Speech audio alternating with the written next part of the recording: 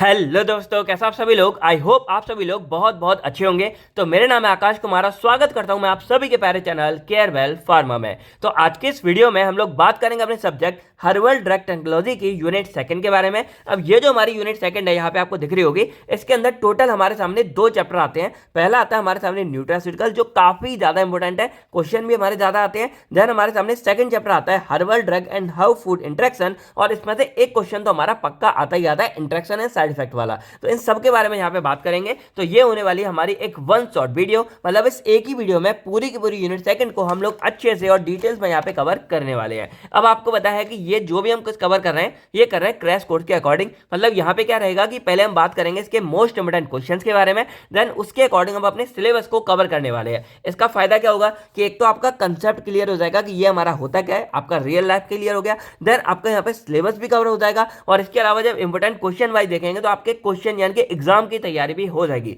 यानी कि एक ही वीडियो में आपके सारे के सारे काम यहाँ पे हो जाएंगे। तो बस मेरी रिक्वेस्ट रहेगी कि वीडियो आपको कंप्लीट देखनी है और पूरी देखनी है। और अगर कोई भी डाउट आपको आएगा फिर भी तो आप कमेंट करके पूछ सकते हो। कुछ क्वेश्चन हो गए जो मैं आपसे वीडियो के एंड में पूछूंगा, वो आपका होमवर्क रहेगा। और बाकी इस वीडियो को लाइक कर देना, क्योंकि अगर वीडियो को लाइक करते हो काफी अच्छा लगता है, मोटिवेशन मिलता है। और जैसा भी आपको लगेगा कमेंट करके आप लोग फीडबैक अपना जरूर देना।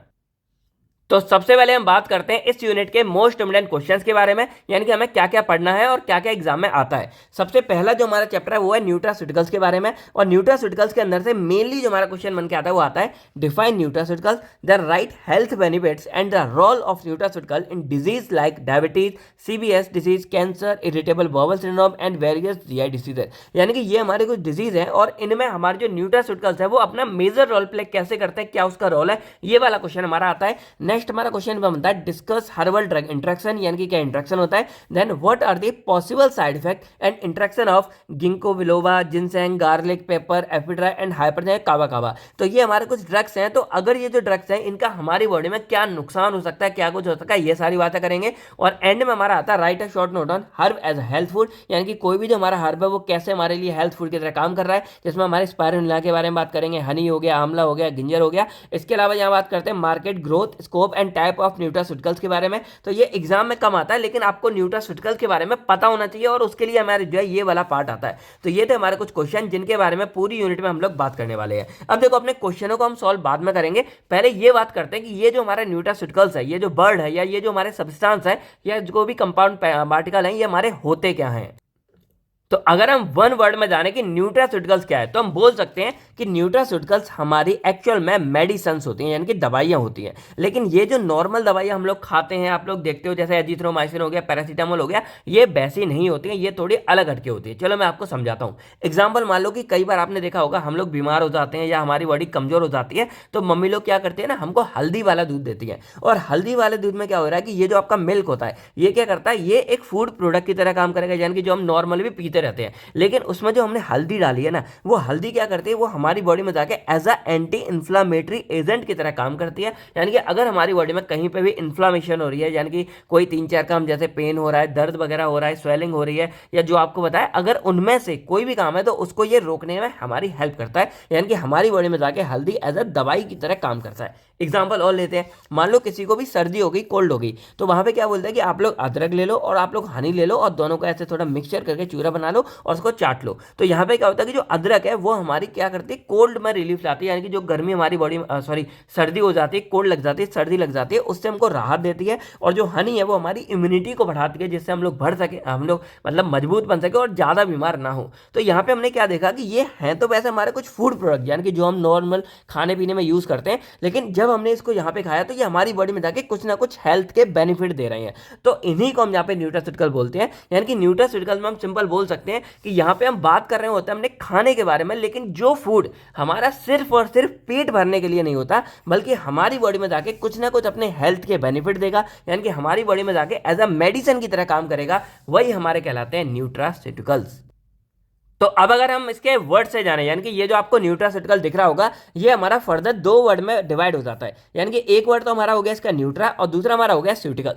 अब ये जो न्यूट्रा वर्ड है ना, ये हमारा आता है न्यूट्रिशंस के लिए। अब न्यूट्रिशंस हम लोग जानते हैं, जैसे हम लोग कोई भी खाना पीना खाते हैं, जैसे मान लो नॉर्मल हम कोई भी फूड प्रोडक्ट खा रहे हैं, वो हम अपनी बॉडी में क्यों खा रहे हैं? जिससे हमारी बॉडी में उससे एनर्जी मिलेगी। एग्जाम्पल देखा जाए, जैसे हम लोग रोटी खा रहे हैं तो उससे हमको कार्बोहाइड्रेट भी मिल रहा है, लिपिड, फैट, प्रोटीन, ये सब चीज़ें मिलती हैं। रोटी हो गया, सब्जी हो गई, दाल हो गई, बोलते हैं ना कि दाल में बहुत ज़्यादा प्रोटीन होता है। तो जब भी हम कुछ भी खाना पीना खा रहे हैं, वो हमारी बॉडी में जाके न्यूट्रिएंट प्रोवाइड कर रहा है। और ये क्या करता है, ये हमारी बॉडी में जाके आगे, जैसे ये हमारे बॉडी में एब्जॉर्ब हो गए, हमारे ब्लड में पहुंच गए, देन ये आगे जाके हमारी बॉडी में एनर्जी प्रोवाइड करते हैं। हमारी बॉडी में ऑक्सीजन जो आ रहा है उसकी वजह से एनर्जी बना रहा है, एटीपी बना रहा है, जिसकी वजह से हम लोग जिंदा हैं और हम लोग ग्रोथ कर रहे हैं। और हम लोग जो मैं आपको पढ़ा पा रहा हूँ, ये सब क्या है, हमारी एनर्जी की वजह से हो रहा है। यानी कि हमको क्लियर क्या पता है कि जो खाना पीना हम खाते हैं उससे हमको न्यूट्रिएंट मिलते हैं और वो हमारी बॉडी में जाके एनर्जी प्रोवाइड करते हैं। तो यहाँ पे जो न्यूट्रा वर्ड है वो हमारे उन्हीं न्यूट्रिएंट के लिए यहाँ पे बताया जा रहा है। अब ठीक है, और ये भी क्लियर हो गया कि अगर हम खाना पीना नहीं खाते तो हमारी बॉडी कमजोर हो जाती है, बीमार हो जाती है। तो ये भी क्लियर है कि ये जो हमारे न्यूट्रिएंट होते हैं, ये हमारी बॉडी में हेल्थ के लिए जरूरी है, यानी कि हमारी बॉडी में ये हेल्थ को फायदा पहुंचाते हैं। तो ये हो गया न्यूट्रास्यूटिकल्स। अब हम बात करते हैं यहाँ पे स्यूटिकल्स के बारे में। तो ये जो स्यूटिकल्स वर्ड है, ये हमारा आया है प्रोडक्ट के लिए। अब कौन से प्रोडक्ट? जो हमारे कुछ मेडिसिन के या फिर कुछ जो ड्रग्स वगैरह होते हैं ना, उनके बारे में बात करते हैं। तो यहाँ पे क्या देखा हमने कि एक हमको आइडिया आया, क्यों ना हम कुछ ऐसा करें कि जैसे ये जो हम खाना पीने की चीजें खा रहे हैं, इससे हमको कुछ लिमिटेड अमाउंट में कार्बोहाइड्रेट, लिपिड या फैट या प्रोटीन मिलता है, और वो हमारी बॉडी में सिर्फ हमको जिंदा रखता है या एनर्जी देता है। लेकिन अब मान लो कि कोई भी पर्सन हमारा बीमार हो गया और उसकी बॉडी में, मान लो ये पर्सन है और ये बीमार हो गया, बॉडी में कोई कमी हो गई, तो अब हमको क्या चाहिए? हमको ये जो न्यूट्रिएंट है, ये हमको थोड़ी ज्यादा क्वांटिटी में चाहिए। जैसे मैंने आपको बोला कि मान लो कोई भी किसी की बॉडी में सर्दी लगी, कोल्ड हो गया, तो उसको फिर अदरक वगैरह चाहिए, हनी चाहिए, तो वहां पे क्या थोड़ा उसको ज्यादा चाहिए, वो नॉर्मल खाने पीने से काम नहीं चलेगा। तो इस टाइम हमने क्या सोचा कि ये जो हमारे फूड प्रोडक्ट है, इनके अंदर के जो न्यूट्रिएंट है, अगर हम क्या करें कि इनका इस्तेमाल करके किसी तरह की ड्रग्स बना दें। और ये हमारी ड्रग्स कैसी होंगी? ये हमारी बिना केमिकल वाली होंगी, यानी कि यहाँ पे सिर्फ और सिर्फ अपने फूड प्रोडक्ट का इस्तेमाल करके ये वाली ड्रग्स बना रही हैं। तो भाई सिंपल बात है, अगर ये न्यूट्रिएंट है, जैसे मैंने बोला अदरक हमारी बॉडी में जाके कोल्ड से रिलीफ दे रही है, हमको सर्दी जुकाम में ठीक कर रही है, तो अगर अदरक के द्वारा हम कोई दवाई बनाते हैं तो वो भी तो हमारी बॉडी में जाके यही फायदा करेगी ना। तो हमने यही सोचा और इसी सोच के साथ क्या किया कि ये जो हमारे फूड प्रोडक्ट हैं, इनका इस्तेमाल करके हमने यहाँ पे कुछ मेडिसिनल प्रोडक्ट बना दिए। और यही जो हमारे मेडिसिनल प्रोडक्ट होते हैं, इन्हीं का नाम यहाँ पे दिया गया न्यूट्रास्यूटिकल्स। क्योंकि यहाँ पे हमने क्या किया कि जो हमारे न्यूट्रिएंट है, जो हमें खाने पीने के द्वारा मिलते हैं, उन्हीं से मिला के हमने यहाँ पे अपने लिए दवाई या प्रोडक्ट बनाए हैं, और इसीलिए इनका नाम क्या बन गया? न्यूट्रास्यूटिकल्स नाम बन जाता है। अब ये हमारी बॉडी में काम क्या करते हैं? तो ये भी जो हमारे न्यूट्रिएंट है, जिनके द्वारा ये हम दवाई बना रहे हैं, ये हमारी बॉडी में जाके क्या करेगा? हमको हेल्थ बेनिफिट देगा, यानी कि हमारी बॉडी में कुछ ना कुछ हमारी हेल्थ को ठीक करेगा। इसके अलावा प्रमोशन ऑफ हेल्थ है, हमारी हेल्थ को एनहांस करेगा, जो हमारी हेल्थ की लाइफ है। और इसके अलावा अगर हमारी बॉडी में कोई भी डिजीज हो जाती है, उसके प्रिवेंशन एंड ट्रीटमेंट में भी हमारी हेल्प करता है। तो अब अगर हम ओवरऑल बात करें कि ये जो हमारे न्यूट्रास्यूटिकल्स हैं, इनका क्या हम समराइज कर सकते हैं, तो जैसे ये जो हमारे न्यूट्रास्यूटिकल्स हैं, ये हमारे कुछ ड्रग्स होते हैं, और ये ड्रग्स हमारे कैप्सूल फॉर्म में हो सकते हैं, टैबलेट फॉर्म में हो सकते हैं, पाउडर फॉर्म में हो सकते हैं। और ये हम बनाते कैसे हैं? तो जैसे मैंने बोला कि जो हमारे फूड प्रोडक्ट होते हैं, यानी कि हमारे कुछ प्लांट सोर्स हो गए, जैसे हमारे फ्रूट्स हो गए, वेजिटेबल्स हो गए, हर्ब्स हो गए। इसके अलावा कुछ हमारे एनिमल प्रोडक्ट हो गए, जैसे हमारी फिश हो गई या डेयरी प्रोडक्ट हो गए, जो हमें दूध दही मिलता है, ये भी हमारे एनिमल प्रोडक्ट में आता है। तो इन सब का इस्तेमाल करके हम ऐसे ड्रग्स बनाते हैं, और ये हमारी बॉडी में जाके क्या करेगा? एक तो हेल्थ बेनिफिट देंगे। इसका मतलब क्या है? जैसे हमारी बॉडी में इम्यूनिटी को बूस्ट करेगा, जैसे हमारा हल्दी था, सॉरी यहाँ पे हल्दी भी हो गया, और हमारी जो हनी है वो हमारी बॉडी में इम्यूनिटी को बढ़ा रहा है। इसके अलावा जो सपोर्ट करता है हमारी हार्ट हेल्थ को, जैसे हमारा ओमेगा 3 फैटी एसिड हो गया। फिर हमारे जो ब्रेन है, दिमाग है, दिमाग को तेज करता है। तो यहाँ पे क्या होगा कि ये हमारे कुछ ऐसे ड्रग्स हैं जो हमारे नेचुरल सोर्स के द्वारा बनाए जा रहे हैं, यानी कि जो हम डेली लाइफ में यूज करते हैं, जैसे हमारा प्लांट हो गया, सब्जियां हो गई, फ्रूट्स हो गए, हर्ब्स हो गए। इसके अलावा कुछ एनिमल प्रोडक्ट हो गए, इनको भी लोग खाते हैं, जैसे चिकन हो गया, फिश वगैरह, फिश करी बनाते हैं, फिर कुछ डेयरी प्रोडक्ट हो गए। तो इन सब का इस्तेमाल करके हमारे ऐसे ड्रग्स बनाए जा रहे हैं, और हमारी बॉडी में जाके ये क्या करें? हमारी ओवरऑल जो हेल्थ है उसमें बेनिफिट प्रोवाइड कर रहे हैं, हमारी इम्यूनिटी को बूस्ट कर रहे हैं, हार्ट की हेल्थ को इंप्रूव कर रहे हैं, और हमारे ब्रेन फंक्शन को इंक्रीज कर रहे हैं। और इन सब के अलावा क्या करते हैं कि अगर हमारी बॉडी में कोई भी डिजीज हो जाती है, कोई बीमारी हो जाती है, तो उसको भी प्रिवेंट करेंगे, यानी कि बीमारी होने से बचाएंगे, और इवन उसको ट्रीट भी करते हैं। तो ये काम भी हमारे करते हैं कौन? न्यूट्रास्यूटिकल। और यही रीजन है कि न्यूट्रास्यूटिकल्स हमारे लिए इतने ज्यादा इंपॉर्टेंट इंपॉर्टेंट हो जाते हैं, बट इनका फायदा हमारा क्या है सबसे ज़्यादा, क्योंकि ये हमारे एक नेचुरल सोर्स के द्वारा बनाए जा रहे हैं जो हमारे आजकल के नॉर्मल ड्रग हैं। इससे क्या फायदा हो रहा है कि इनके जो साइड इफेक्ट है वो हमारी बॉडी में बहुत कम हो रहा है, और जब साइड इफेक्ट कम हो रहा है तो भाई लोग इनको ज़्यादा रिकमेंडेड कर रहे हैं। और आजकल ये ट्रेंड में भी चला, आपने देखा होगा कि लोग ऐसे सप्लीमेंट का इस्तेमाल करते हैं डेली लाइफ में, यानी कि न्यूट्रास्यूटिकल कुछ ऐसे हैं कि आप डेली भी इनका इस्तेमाल कर सकते हो, यानी कि डेली एक कैप्सूल खाते रहो, अश्वगंधा का हो गया तो कुछ का, तो इनका इस्तेमाल कर सकते हैं। अब ये जो न्यूट्रास्यूटिकल्स हैं, ये जो हमारी ड्रग बना है, दवाई बना है, ये इनसे बन रहा है, लेकिन इनका क्या, तो मैंने क्या बोला कि इनके जो मेन न्यूट्रिएंट होते हैं ना उनका इस्तेमाल करके बनाते हैं। तो कौन कौन से वो न्यूट्रिएंट हो सकते हैं, तो एक हमारे हो सकते हैं विटामिन, यानी कि जो हमें फूड या इन प्रोडक्ट से विटामिन मिलते हैं, इनका इस्तेमाल करके हम यहाँ पे ड्रग बना सकते हैं। इसके अलावा हमारे कुछ मिनरल्स हो गए, जैसे कैल्शियम हो गया, पोटेशियम हो गया, इन सब का इस्तेमाल करके, जैसे कैल्शियम के अलग से टैबलेट बन जाते हैं, कैल्शियम के अलग से न्यूट्रास्यूटिकल बन जाते हैं। इसके अलावा हमारे कुछ एंटीऑक्सीडेंट हो गए, जो हमारी बॉडी में होने वाले जो फ्री रेडिकल बनते हैं, जो ऑक्सीडेंट्स वगैरह हैं, उनसे बचाते हैं। इसके अलावा एक ओमेगा फैटी एसिड हो गया, तो ये हमारी बॉडी में क्या करता है, हमारे जो ब्रेन हो गया, जो हमारे जो हार्ट हो गया, यानी कि हमारी हार्ट की हेल्थ को भी इंप्रूव करा है और हमारे ब्रेन को भी तेज करता है। तो यहाँ पे वही लिखा है, जैसे हमारा कैरेट हो गया, गाजर हो गया, या हमारे लेमन या ऑरेंज हो गया, इनसे विटामिन ए और विटामिन सी मिलता है। तो हम क्या करेंगे, इन प्रोडक्ट का इस्तेमाल करेंगे, इनसे विटामिन ए को एक्सट्रैक्ट करेंगे और ऑरेंज से विटामिन सी को एक्सट्रैक्ट करेंगे, और उसके बाद क्या करेंगे, इनको टैबलेट फॉर्म में कन्वर्ट करेंगे, और वही जो हमारी टैबलेट या कैप्सूल बनेगा वही हमारे यहाँ पे न्यूट्रास्यूटिकल्स कहलाता है। यानी कि हमने यहाँ पे नेचुरल सोर्स का इस्तेमाल करके उसके अंदर का जो मेन कंस्टिट्यूएंट था, यानी कि जो हमारा मेन ड्रग था, उसको बाहर निकाला, और उसकी जब हमने दवाई बनाई तो वही हमारी क्या यहाँ पे न्यूट्रास्यूटिकल कहलाया। ओवरऑल बस ये है कि यहाँ पे हम क्या करते हैं, नेचुरल सोर्स के द्वारा अपने जो दवाइयाँ हैं उनको बना रहे हैं, यानी कि जो नेचुरल सोर्स है उनका जो मेन हमारे यहाँ पे न्यूट्रिएंट है उनको निकालेंगे और उनका इस्तेमाल करके हम यहाँ पे प्रोडक्ट बनाएंगे। तो मेन न्यूट्रिएंट का जो प्रोडक्ट बनेगा वही हमारा न्यूट्रास्यूटिकल यहाँ पे कहलाता है। और देख लें, जैसे हमारा ओमेगा फैटी एसिड है, तो ये हमारा फिश के द्वारा हमें मिलेगा, तो हम इसको बाहर निकालेंगे और इसका इस्तेमाल करके हम यहाँ पे कैप्सूल, हमारे ओमेगा 3 फैटी के कैप्सूल भी बनते हैं, उनका इस्तेमाल करते हैं हम अपनी हार्ट की हेल्थ और ब्रेन की फंक्शन को इंक्रीज करने के लिए। अब जैसे हमारा दूध है, तो दूध से हमें कैल्शियम मिलता है, तो कैल्शियम को बाहर निकालते हैं, जैसे किसी में दांत की प्रॉब्लम है या फिर किसी की हड्डियां कमजोर है, देन हम उसमें जो है इनका इस्तेमाल कर सकते हैं।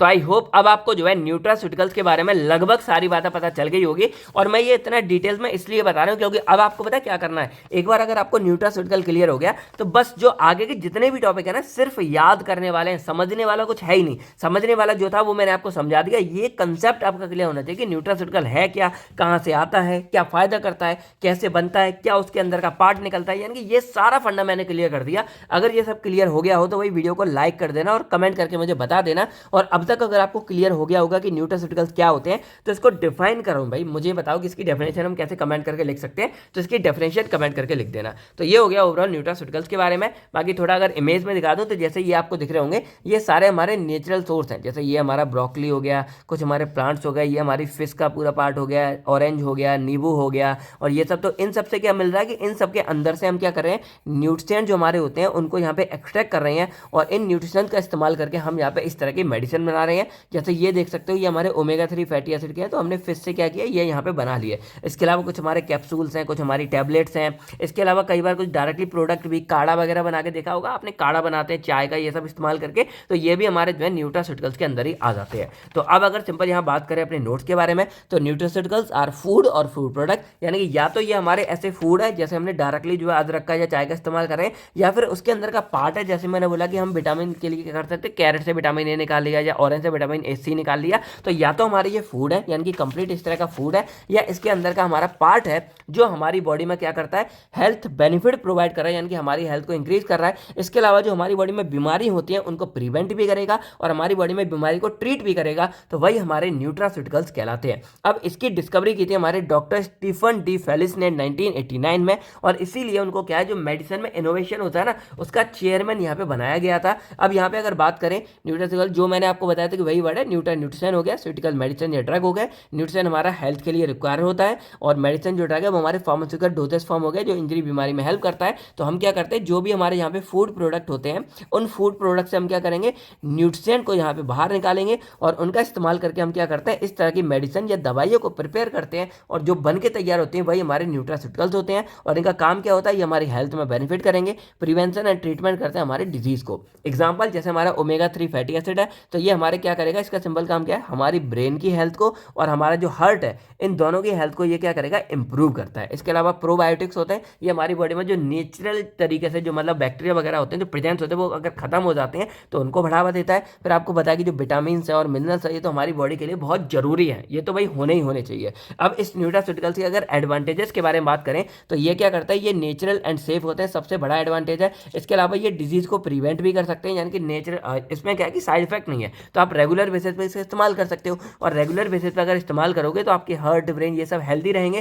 तो इसका क्या फायदा है कि आपकी बॉडी में बीमारी बच जाएगी, यानी कि होगी नहीं। देन जैसे हमारी हल्दी हो गया या हनी हो गया, ये हमारी इम्यूनिटी को ही इंप्रूव बढ़ा देता है। जैसे आपने एक बात सुनी होगी कि सुबह उठो और खाली पेट आपको क्या करना है, एक गिलास गुनगुना ल्यूक वार्म वाटर करना है, उसमें आप 1 या 2 चम्मच शहद घोलो और उसको पी जाओ। देन एक्सरसाइज वगैरह करोगे तो आपकी इम्यूनिटी स्ट्रांग रहेगी और आपका पेट भी अच्छे साफ होगा। तो ये सारे काम हो गए। देन इनको कंज्यूम करना काफ़ी आसान है, क्योंकि नॉर्मल टैबलेट कितना कुछ होता है, नुकसान ये सब है, इसको आराम से खा पी सकते हो, फूड प्रोडक्ट ही तो होते हैं। इसके अलावा देखा जाए और भी इसके एडवांटेज क्या है कि इसको हम लंबे टाइम तक इस्तेमाल कर सकते हैं, जैसे मैंने बोला रेगुलर बेसिस पे इस्तेमाल कर लेते हैं। फिर इनके साइड इफेक्ट हमारे काफ़ी कम होते हैं। देन कुछ क्रॉनिक डिजीज जो हमारी होती है उनका रिस्क हमारे से कम हो जाता है। देन ओवरऑल हेल्थ हमारी ठीक होती है और इनको ईजिली अवेलेबल है, यानी कि काफ़ी ज़्यादा अवेलेबल ये होते हैं हमारे।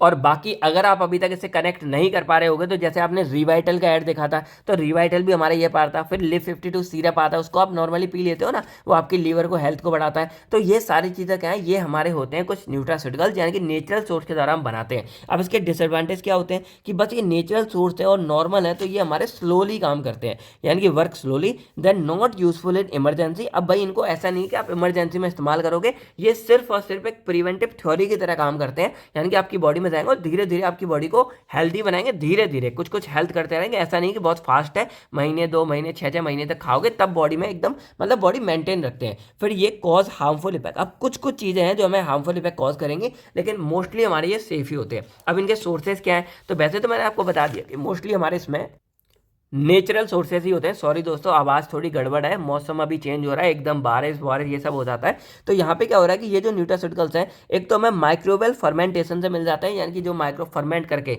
जैसे कुछ चीज़ें आपने देखी होंगी कि हमने जैसे अचार बनाते हैं, तो अचार में क्या होता है, धीरे हम रख देते हैं और धीरे धीरे जो माइक्रोवेव है उसको पूरा गला के करता हुआ अचार बना देते हैं। इसी तरह कुछ हमारे यहाँ पे ड्रग्स होते हैं, काढ़ा वगैरह, कवथ वगैरह, ये सब होते हैं, ये हमारे फर्मेंटेशन द्वारा बनाए जाते हैं। जैसे आपने अस्वा पढ़ा था, जो आपने यूनिट 1 में पढ़ा था, जो आयुर्वेदिक की आपकी फॉर्मुलेशन थी वो सारी, तो आपने अस्वा पढ़ा था, भस्मा पढ़ा था, तो ये सब क्या है, ये हमारे फर्मेंटेशन प्रोसेस से बनाए जा रहे थे। तो ये हो गया। इसके अलावा हमारे कुछ एनिमल ओरिजिन, जैसे फिश ऑयल हो गया, हमारा फिश ऑयल के हो गए, ओमेगा 3 फैटी एसिड हो गया। फिर हमारे कुछ डाइटरी कंपाउंड हो गए, यानी कि जो डाइट में नॉर्मल लेते हो, मिल्क वगैरह, कैल्शियम करेगा। फिर यहाँ पे कुछ हमारे सिंथेटिक भी आ जाते हैं, कुछ कंस्टिट्यूएंट भी आ जाते हैं जो अंदर से निकालते हैं। इसके अलावा प्लांट ओरिजिन दिखाता है, तो प्लांट ओरिजिन में भी आपके डाइटरी कंपोनेंट हो गए, जैसे वेजिटेबल्स हो गए जिनके अंदर से आपको मिलता है, हल्दी वगैरह हो गया। देन कुछ हमारे सेकेंडरी मेटाबोलाइट्स भी होते हैं। तो ये सब कुछ सोर्स हैं जिनके द्वारा हमें न्यूट्रास्यूटिकल्स मिल जाते हैं। तो ये हो गया न्यूट्रास्यूटिकल्स। देन हमारे यहाँ पे आते हैं ग्रोथ ऑफ न्यूट्रास्यूटिकल्स, यानी कि ये जो हमारे न्यूट्रास्यूटिकल्स हैं इनकी ग्रोथ, यानी कि ये इनकी मतलब मार्केट साइज क्या है, एक्चुअल में मार्केट के बारे में बात करते हैं।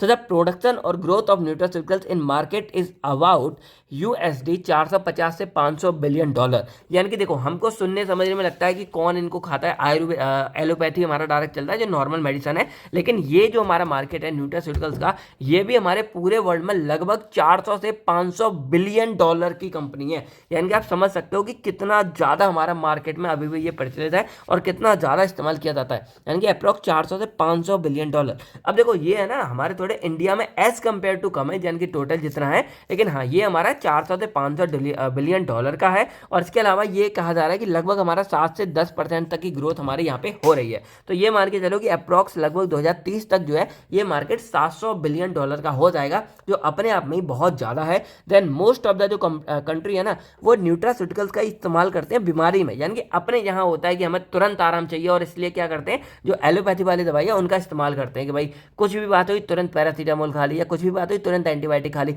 लेकिन फॉरेन में काफ़ी जगह क्या हो रहा है कि यहाँ पे न्यूट्रास्यूटिकल का इस्तेमाल हो रहा है। हमारे डायबिटीज़ के केस में, हमारे हार्ट प्रॉब्लम में रेगुलर थेरेपी में हम उनका इस्तेमाल कर लेते हैं। अब यहाँ पे बात करें तो जो न्यूट्रास्यूटिकल के प्रोडक्ट हैं वो भी हमारे GMP यानी कि गुड मैन्युफैक्चरिंग प्रैक्टिसेस के अंदर ही बनाए जाते हैं। इसके अलावा नियरली 6.1 बिलियन जो पीपल है, लगभग 6 बिलियन के करीब लोग जो है वो अभी भी जो है न्यूट्रास्यूटिकल पे ट्रस्ट दिखाते हैं, क्योंकि रीजन क्या है कि ये हमारा सेफ होता है एज कम्पेयर टू एलोपैथी, कि इसके साइड इफेक्ट हमारे बहुत कम होते हैं। देन ये हमारा ईजिली अवेलेबल भी है क्योंकि सोर्स हमारे बहुत ज़्यादा हैं। आज भी देखा होगा आपने घरों में यही नुस्खे चलते हैं, यानी कि कोई बात होती है तो भाई अदरक काढ़ा पिला दिया, कोई सर्दी जुकाम हो गया काढ़ा पिला दिया, तो ये सब हमारा बहुत ज़्यादा चलता है। इनके साइड इफेक्ट हमारे बहुत कम होते हैं। और ट्रेडिशनल केयर यानी कि बहुत लोग जो अभी भी ट्रेडिशनल में विश्वास रखते हैं, ट्रेडिशनल क्योर यानी कि इलाज, तो उसके लिए भी इसका होता है। अब इंडिया के अंदर अगर बात करें कि न्यूट्रास्यूटिकल्स का क्या है, तो ये मान के चलो कि जो न्यूट्रास्यूटिकल्स का हमारा मार्केट है अब वो है तेजी से हमारा इंडिया के अंदर भी ग्रोथ कर रहा है। मान कि ग्लोबल मार्केट में तो करता है लेकिन इंडिया में भी कर रहा है। अब इंडिया में क्या कि जैसे आयुर्वेदिक हमारा बहुत टाइम से चल रहा है, तो अब कुछ कंपनियां हैं जैसे हमारी आयुष हो गई, हमारी डाबर हो गई, हमारी पतंजलि हो गई, तो ये कुछ ऐसी कंपनियां हैं जो हमारी इन्हीं पर रिलाई कर रही हैं और इन्हीं को पूरा का पूरा ग्रोथ कर रही हैं। इस वजह से क्या हो रहा है कि कुछ लास्ट कपल ऑफ ईयर में हमारी इनकी ग्रोथ हुई है।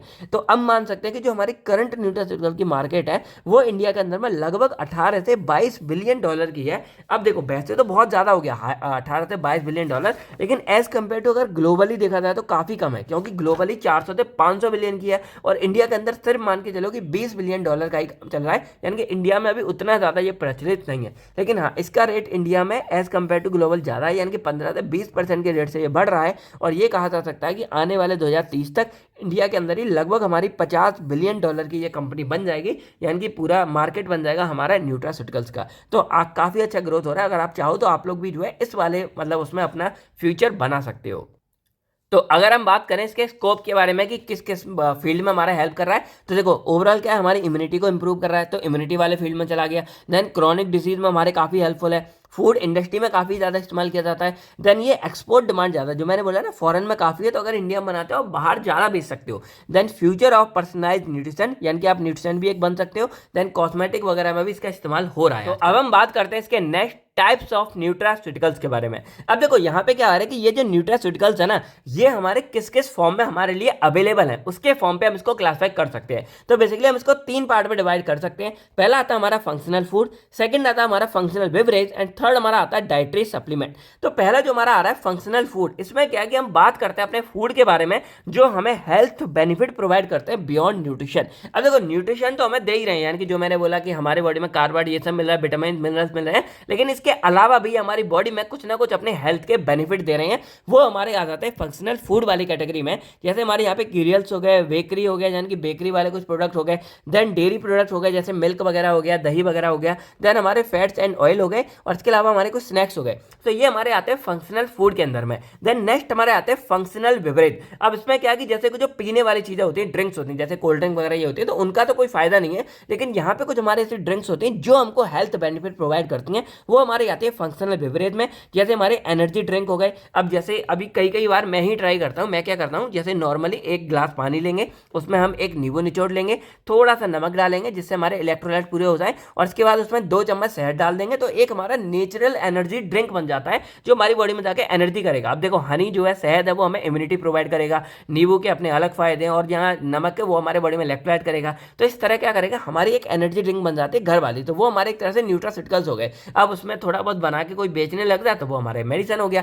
देन यहाँ पे बात करते हैं हमारी चाय है, तो चाय भी हमारे लिए बहुत बेनिफिशियल है अगर लिमिट में ली जाए, और अगर दूध थोड़ा कम डाल के लोगे तो काफ़ी अच्छी है। देन कॉफ़ी में कैफीन होता है जो हमारी बॉडी में क्या करेगा, स्टिमुलेट करता है ब्रेन को। देन कुछ स्पोर्ट ड्रिंक आती हैं, तो ये भी हैं, अगर इनको हम क्या करेंगे ऐसे सोर्स के द्वारा मिलकर बना रहे हैं, तो ये भी हमारे क्या करेंगे, न्यूट्रास्यूटिकल्स आ जाते हैं। देन हमारे कुछ डाइटरी सप्लीमेंट आते हैं, जैसे हमारे जो सप्लीमेंट डाइट होते हैं, इसको क्या लोग अलग से लेते हैं सप्लीमेंट को। जैसे आपने देखा होगा कि जिम वाले लोग ना बहुत ज़्यादा प्रोटीन वगैरह अलग से लेते हैं, तो वो तो हो गया उनका मतलब एलोपैथी वाला हो गया कि निकाल के। लेकिन वही बात करें कि जिम वाले बंदे एडिशनल में क्या ले रहे हैं, केले का शेक पी रहे हैं, बहुत बार केले मतलब ज़्यादा खा रहे हैं, फिर अंडे खा रहे हैं, अंडे के अंदर से एनर्जी फैट ले रहे हैं। तो ये सब क्या, ये डाइटरी सप्लीमेंट में आता है क्योंकि आप डाइट में ऐसा इस्तेमाल कर रहे हो कि आपके मतलब बॉडी में हेल्प कर रहा है। जैसे हमारा विटामिन हो गया, मिनरल्स हो गया, फैटी एसिड हो गए, अमीनो एसिड्स हो गए, या हमारे प्रोटीन्स हो गए। तो ये हो गया हमारे टाइप्स ऑफ न्यूट्रास्यूटिकल्स के बारे में। देन हमारा आता है क्लासिफिकेशन। अब देखो यहाँ पे ये हमारे मेन हो गया फूड यानी कि फॉर्म के बेस पे। अब यहाँ पे हम बात करते हैं कि हमको क्या उसके अंदर से लेना उसके बेस पे। तो एक तो हमारा न्यूट्रिशंस हो गया, यानी कि यहाँ पे क्या है कि ये हमारे वो सब्सटेंस होंगे जिनके अंदर न्यूट्रिशनल फंक्शन प्रेजेंट होंगे, जैसे हमारा विटामिन हो गया, मिनरल्स हो गया, या अमीनो एसिड हो गया। तो ये हमारी बॉडी में ग्रोथ करते हैं और हमारी बॉडी के डेवलप करने में हेल्प करते हैं। कौन, हमारे जो न्यूट्रिशंस होते हैं जैसे विटामिन, मिनरल्स या अमीनो एसिड हो गया। फिर हमारे आते हैं हर्बल। अब हर्बल हमारे क्या है, कुछ हमारे प्लांट या बोटेनिकल सोर्स होंगे, और जैसे हमारा एलोवेरा हो गया, गार्लिक हो गया, गिंजर हो गया, ये बॉडी में हेल्प करेगा। इसके बाद कुछ हमारे डाइटरी सप्लीमेंट हो गए, ये हमारे क्या होता है, जैसे हमारा न्यूट्रिएंट है, कोई भी ये हमारे न्यूट्रिएंट है, इनका एक कंसंट्रेटेड फॉर्म है। अब जैसे आपने देखा होगा, जैसे प्रोटीन, जो आपको प्रोटीन ये पूरा दिखता होगा, जैसे लोग एडिशनल लेते हैं जो जिम वाले, वो हमारा बनता कैसे है। तो कोई भी जो हमारा नॉर्मली फूड प्रोडक्ट होता है ना, इसमें पूरा मतलब वो करेंगे, इसकी मतलब बहुत सारी प्रोसेस है, एक्सट्रैक्शन करेंगे, उसके अंदर से निकलेगा, फिर एक्स्ट्रा करेंगे, और ऐसे कर करके जो मेन हमारा एक्टिव कंस्टिट्यूएंट होता है उसको भी गाढ़ा कर करके हमारे अंदर से जो है कंसंट्रेटेड फॉर्म में उस न्यूट्रिएंट को निकाला जाता है, और वही हमारा प्रोटीन हो जाता है। तो यहाँ पे क्या है कि जैसे न्यूट्रिशनल डेफिशिएंसी को कम करने के लिए इसको हम बाहर निकालते हैं, और देन उनके हम यहाँ पे टैबलेट कैप्सूल, यही रीजन है कि आप देखते होगे कि नॉर्मल इतनी सी हमारी कोई टैबलेट है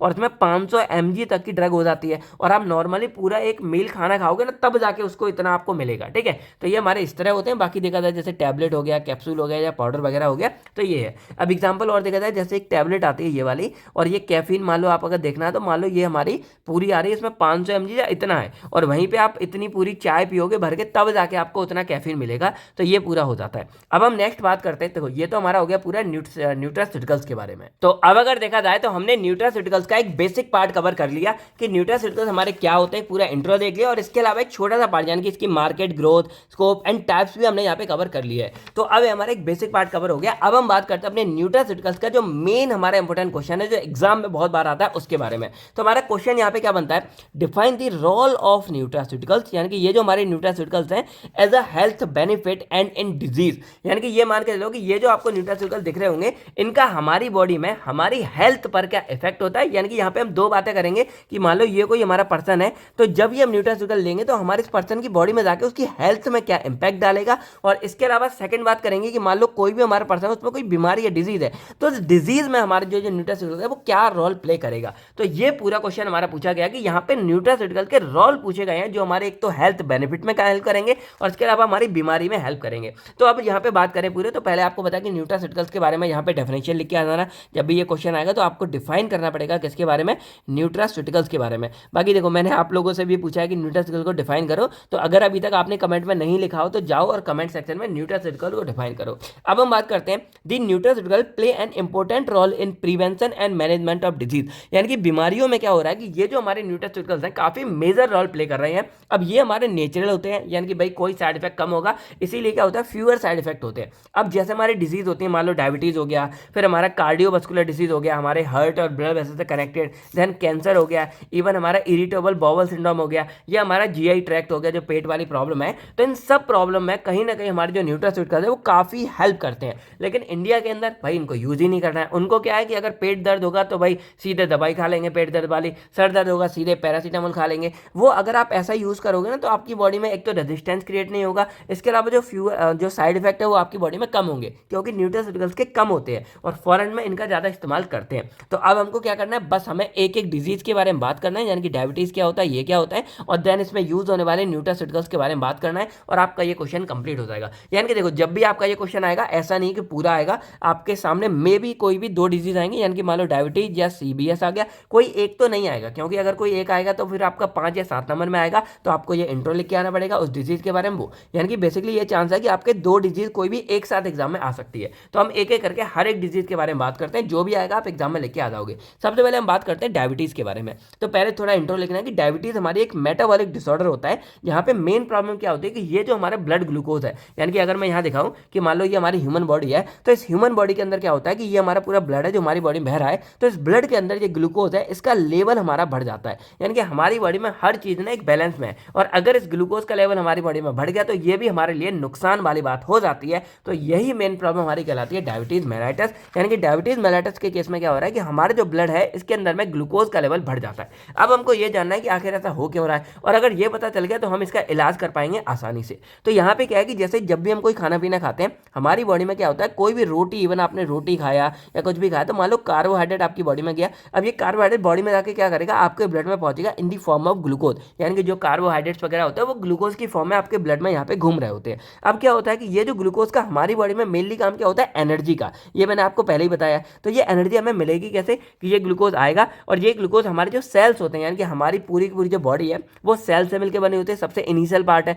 तो ये जो ग्लूकोज है हमारे सेल्स के अंदर चला जाएगा, यानी कि अपटेक हो जाएगा। यानी कि ये जो ग्लूकोज है जब सेल्स के अंदर जा रहा है, तो इस प्रोसेस को हम यहाँ पे बोलते हैं सेल्यूलर अपटेक ऑफ ग्लूकोज। यानी कि ग्लूकोज का हमारा सेल के अंदर अपटेक हो रहा है, यानी कि ग्लूकोज सेल के अंदर जा रहा है, उसको बोलते हैं। अब इस प्रोसेस को कराने में हमारी हेल्प कौन करता है, हमारी हेल्प करता है इंसुलिन। यानी कि इंसुलिन एक हमारी बॉडी में प्रेजेंट हार्मोन होता है और ये हार्मोन का सिंपल काम क्या होता है कि जो भी ग्लूकोज हमारे ब्लड के अंदर है उसको हमारे सेल्स के अंदर पहुंचाने में ये हमारी हेल्प करता है, यानी कि बिना इंसुलिन के ये काम हमारे यहाँ पे नहीं हो पाएगा। तो इंसुलिन भी इंपॉर्टेंट हो गया। अब इंसुलिन को बनाने का काम करता है हमारा पेनक्रियाज का बीटा सेल, यानी कि ये भी इंपॉर्टेंट हो गया, यानी कि पेनक्रियाज बनेगा, पेनक्रियाज अगर इंसुलिन नहीं बनाएगा तब भी ये हमारा काम नहीं होगा।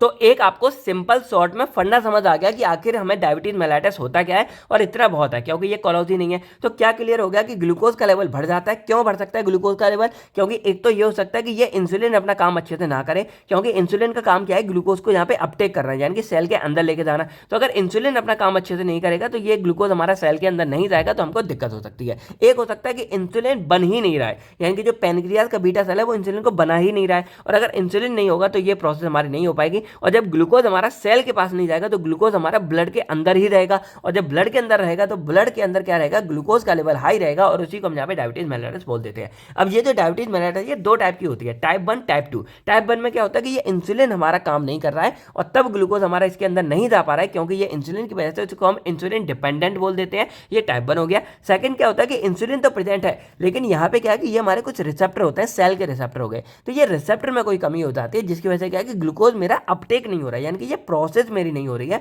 और तब भी मुझे ग्लूकोज हो सकता है, क्योंकि डायबिटीज हो सकता है, क्योंकि डायबिटीज का मेन फंडा क्या है कि ग्लूकोज का लेवल आपका यहाँ पे बढ़ रहा है। तो ये हो गया ग्लूकोज का डायबिटीज के बारे में। तो यहाँ पे क्या करेगा, मेनली जो न्यूट्रास्यूटिकल्स होते हैं वो हमारी हेल्प कैसे करेंगे डायबिटीज के केस में, कि एक तो हमारी इंसुलिन की सेंसिटिविटी को बढ़ा देंगे। इसका मतलब क्या है कि ये जो इंसुलिन है ये अपना काम कैसे कर रहा है कि ग्लूकोज को यहाँ पे अपटेक करवा रहा है। तो अगर इंसुलिन की सेंसिटिविटी बढ़वा देंगे, जैसे मान लो मैं हूँ तो अभी मैं वीडियो बना रहा हूँ नॉर्मली, लेकिन जैसे ही आपका एग्जाम टाइम आएगा ना, मैं हो सकता है कि दिन में 3-3 घंटे 2-2 घंटे की 2 से 3 वीडियो भी बना दूंगा, यानी कि मैं दिन में हो सकता है 16 से 18 घंटे सिर्फ वीडियो ही बना रहा हूँ। तो ये मेरी सेंसिटिविटी बढ़ गई कि मैं ज़्यादा काम कर पा रहा हूँ। वही काम है कि हम यहाँ पे इन न्यूट्रास्यूटिकल की मदद से इंसुलिन की सेंसिटिविटी बढ़ा देंगे कि इंसुलिन ज़्यादा काम करेगा और ग्लूकोज यहाँ से ज़्यादा जाएगा। ये हो गया। इसके अलावा इंसुलिन क्या कर सकता है, ग्लूकोज अपटेक ऑफ सेल, यानी कि ये जो हमारे सेल्स है ग्लूकोज को अपटेक कर रहा है, ये हमारा इंक्रीज हो जाएगा। Then protecting pancreatic beta cell, यानी कि जो बीटा सेल्स है ये अगर मान लो डैमेज हो रहे हैं तो इंसुलिन कम है तो हम इसको यहाँ पे कर सकते हैं। देन हमारा ओवरऑल ये ब्लड शुगर लेवल को यहाँ पे अच्छा करते हैं। तो ये हो गया हमारा पूरा इसके बारे में। बाकी देखो अब आपको एक बात बतानी, क्योंकि आपने कॉलोजी पढ़ा है, इतना कुछ पढ़ा है कि जैसे डायबिटीज मेलाइटिस है हमने पढ़ लिया कि ऐसे ऐसे होगा। अब मान लो कि अगर किसी बंदे को डायबिटीज मेलाइटिस हो जाता है, ग्लूकोज का लेवल इसके यहाँ पे बढ़ गया, तो क्या प्रॉब्लम है, बढ़ने दो, मेरा क्या जा रहा है। हमको आखिर प्रॉब्लम क्या होगी कि अगर ग्लूकोज का लेवल या डायबिटीज मेलाइटिस किसी बंदे को होती है तो उसके कॉम्प्लिकेशन क्या होते हैं, यानी कि हमारी बॉडी में जाकर उसके नुकसान क्या होंगे जिसकी वजह से जो है हमको डायबिटीज का इलाज करना पड़ता है। ये बात आप कमेंट करके बताइए। देन यहाँ बात करते हैं आप कौन कौन से ड्रग्स हैं जो हम यहाँ पे इस्तेमाल करते हैं डायबिटीज के केस में।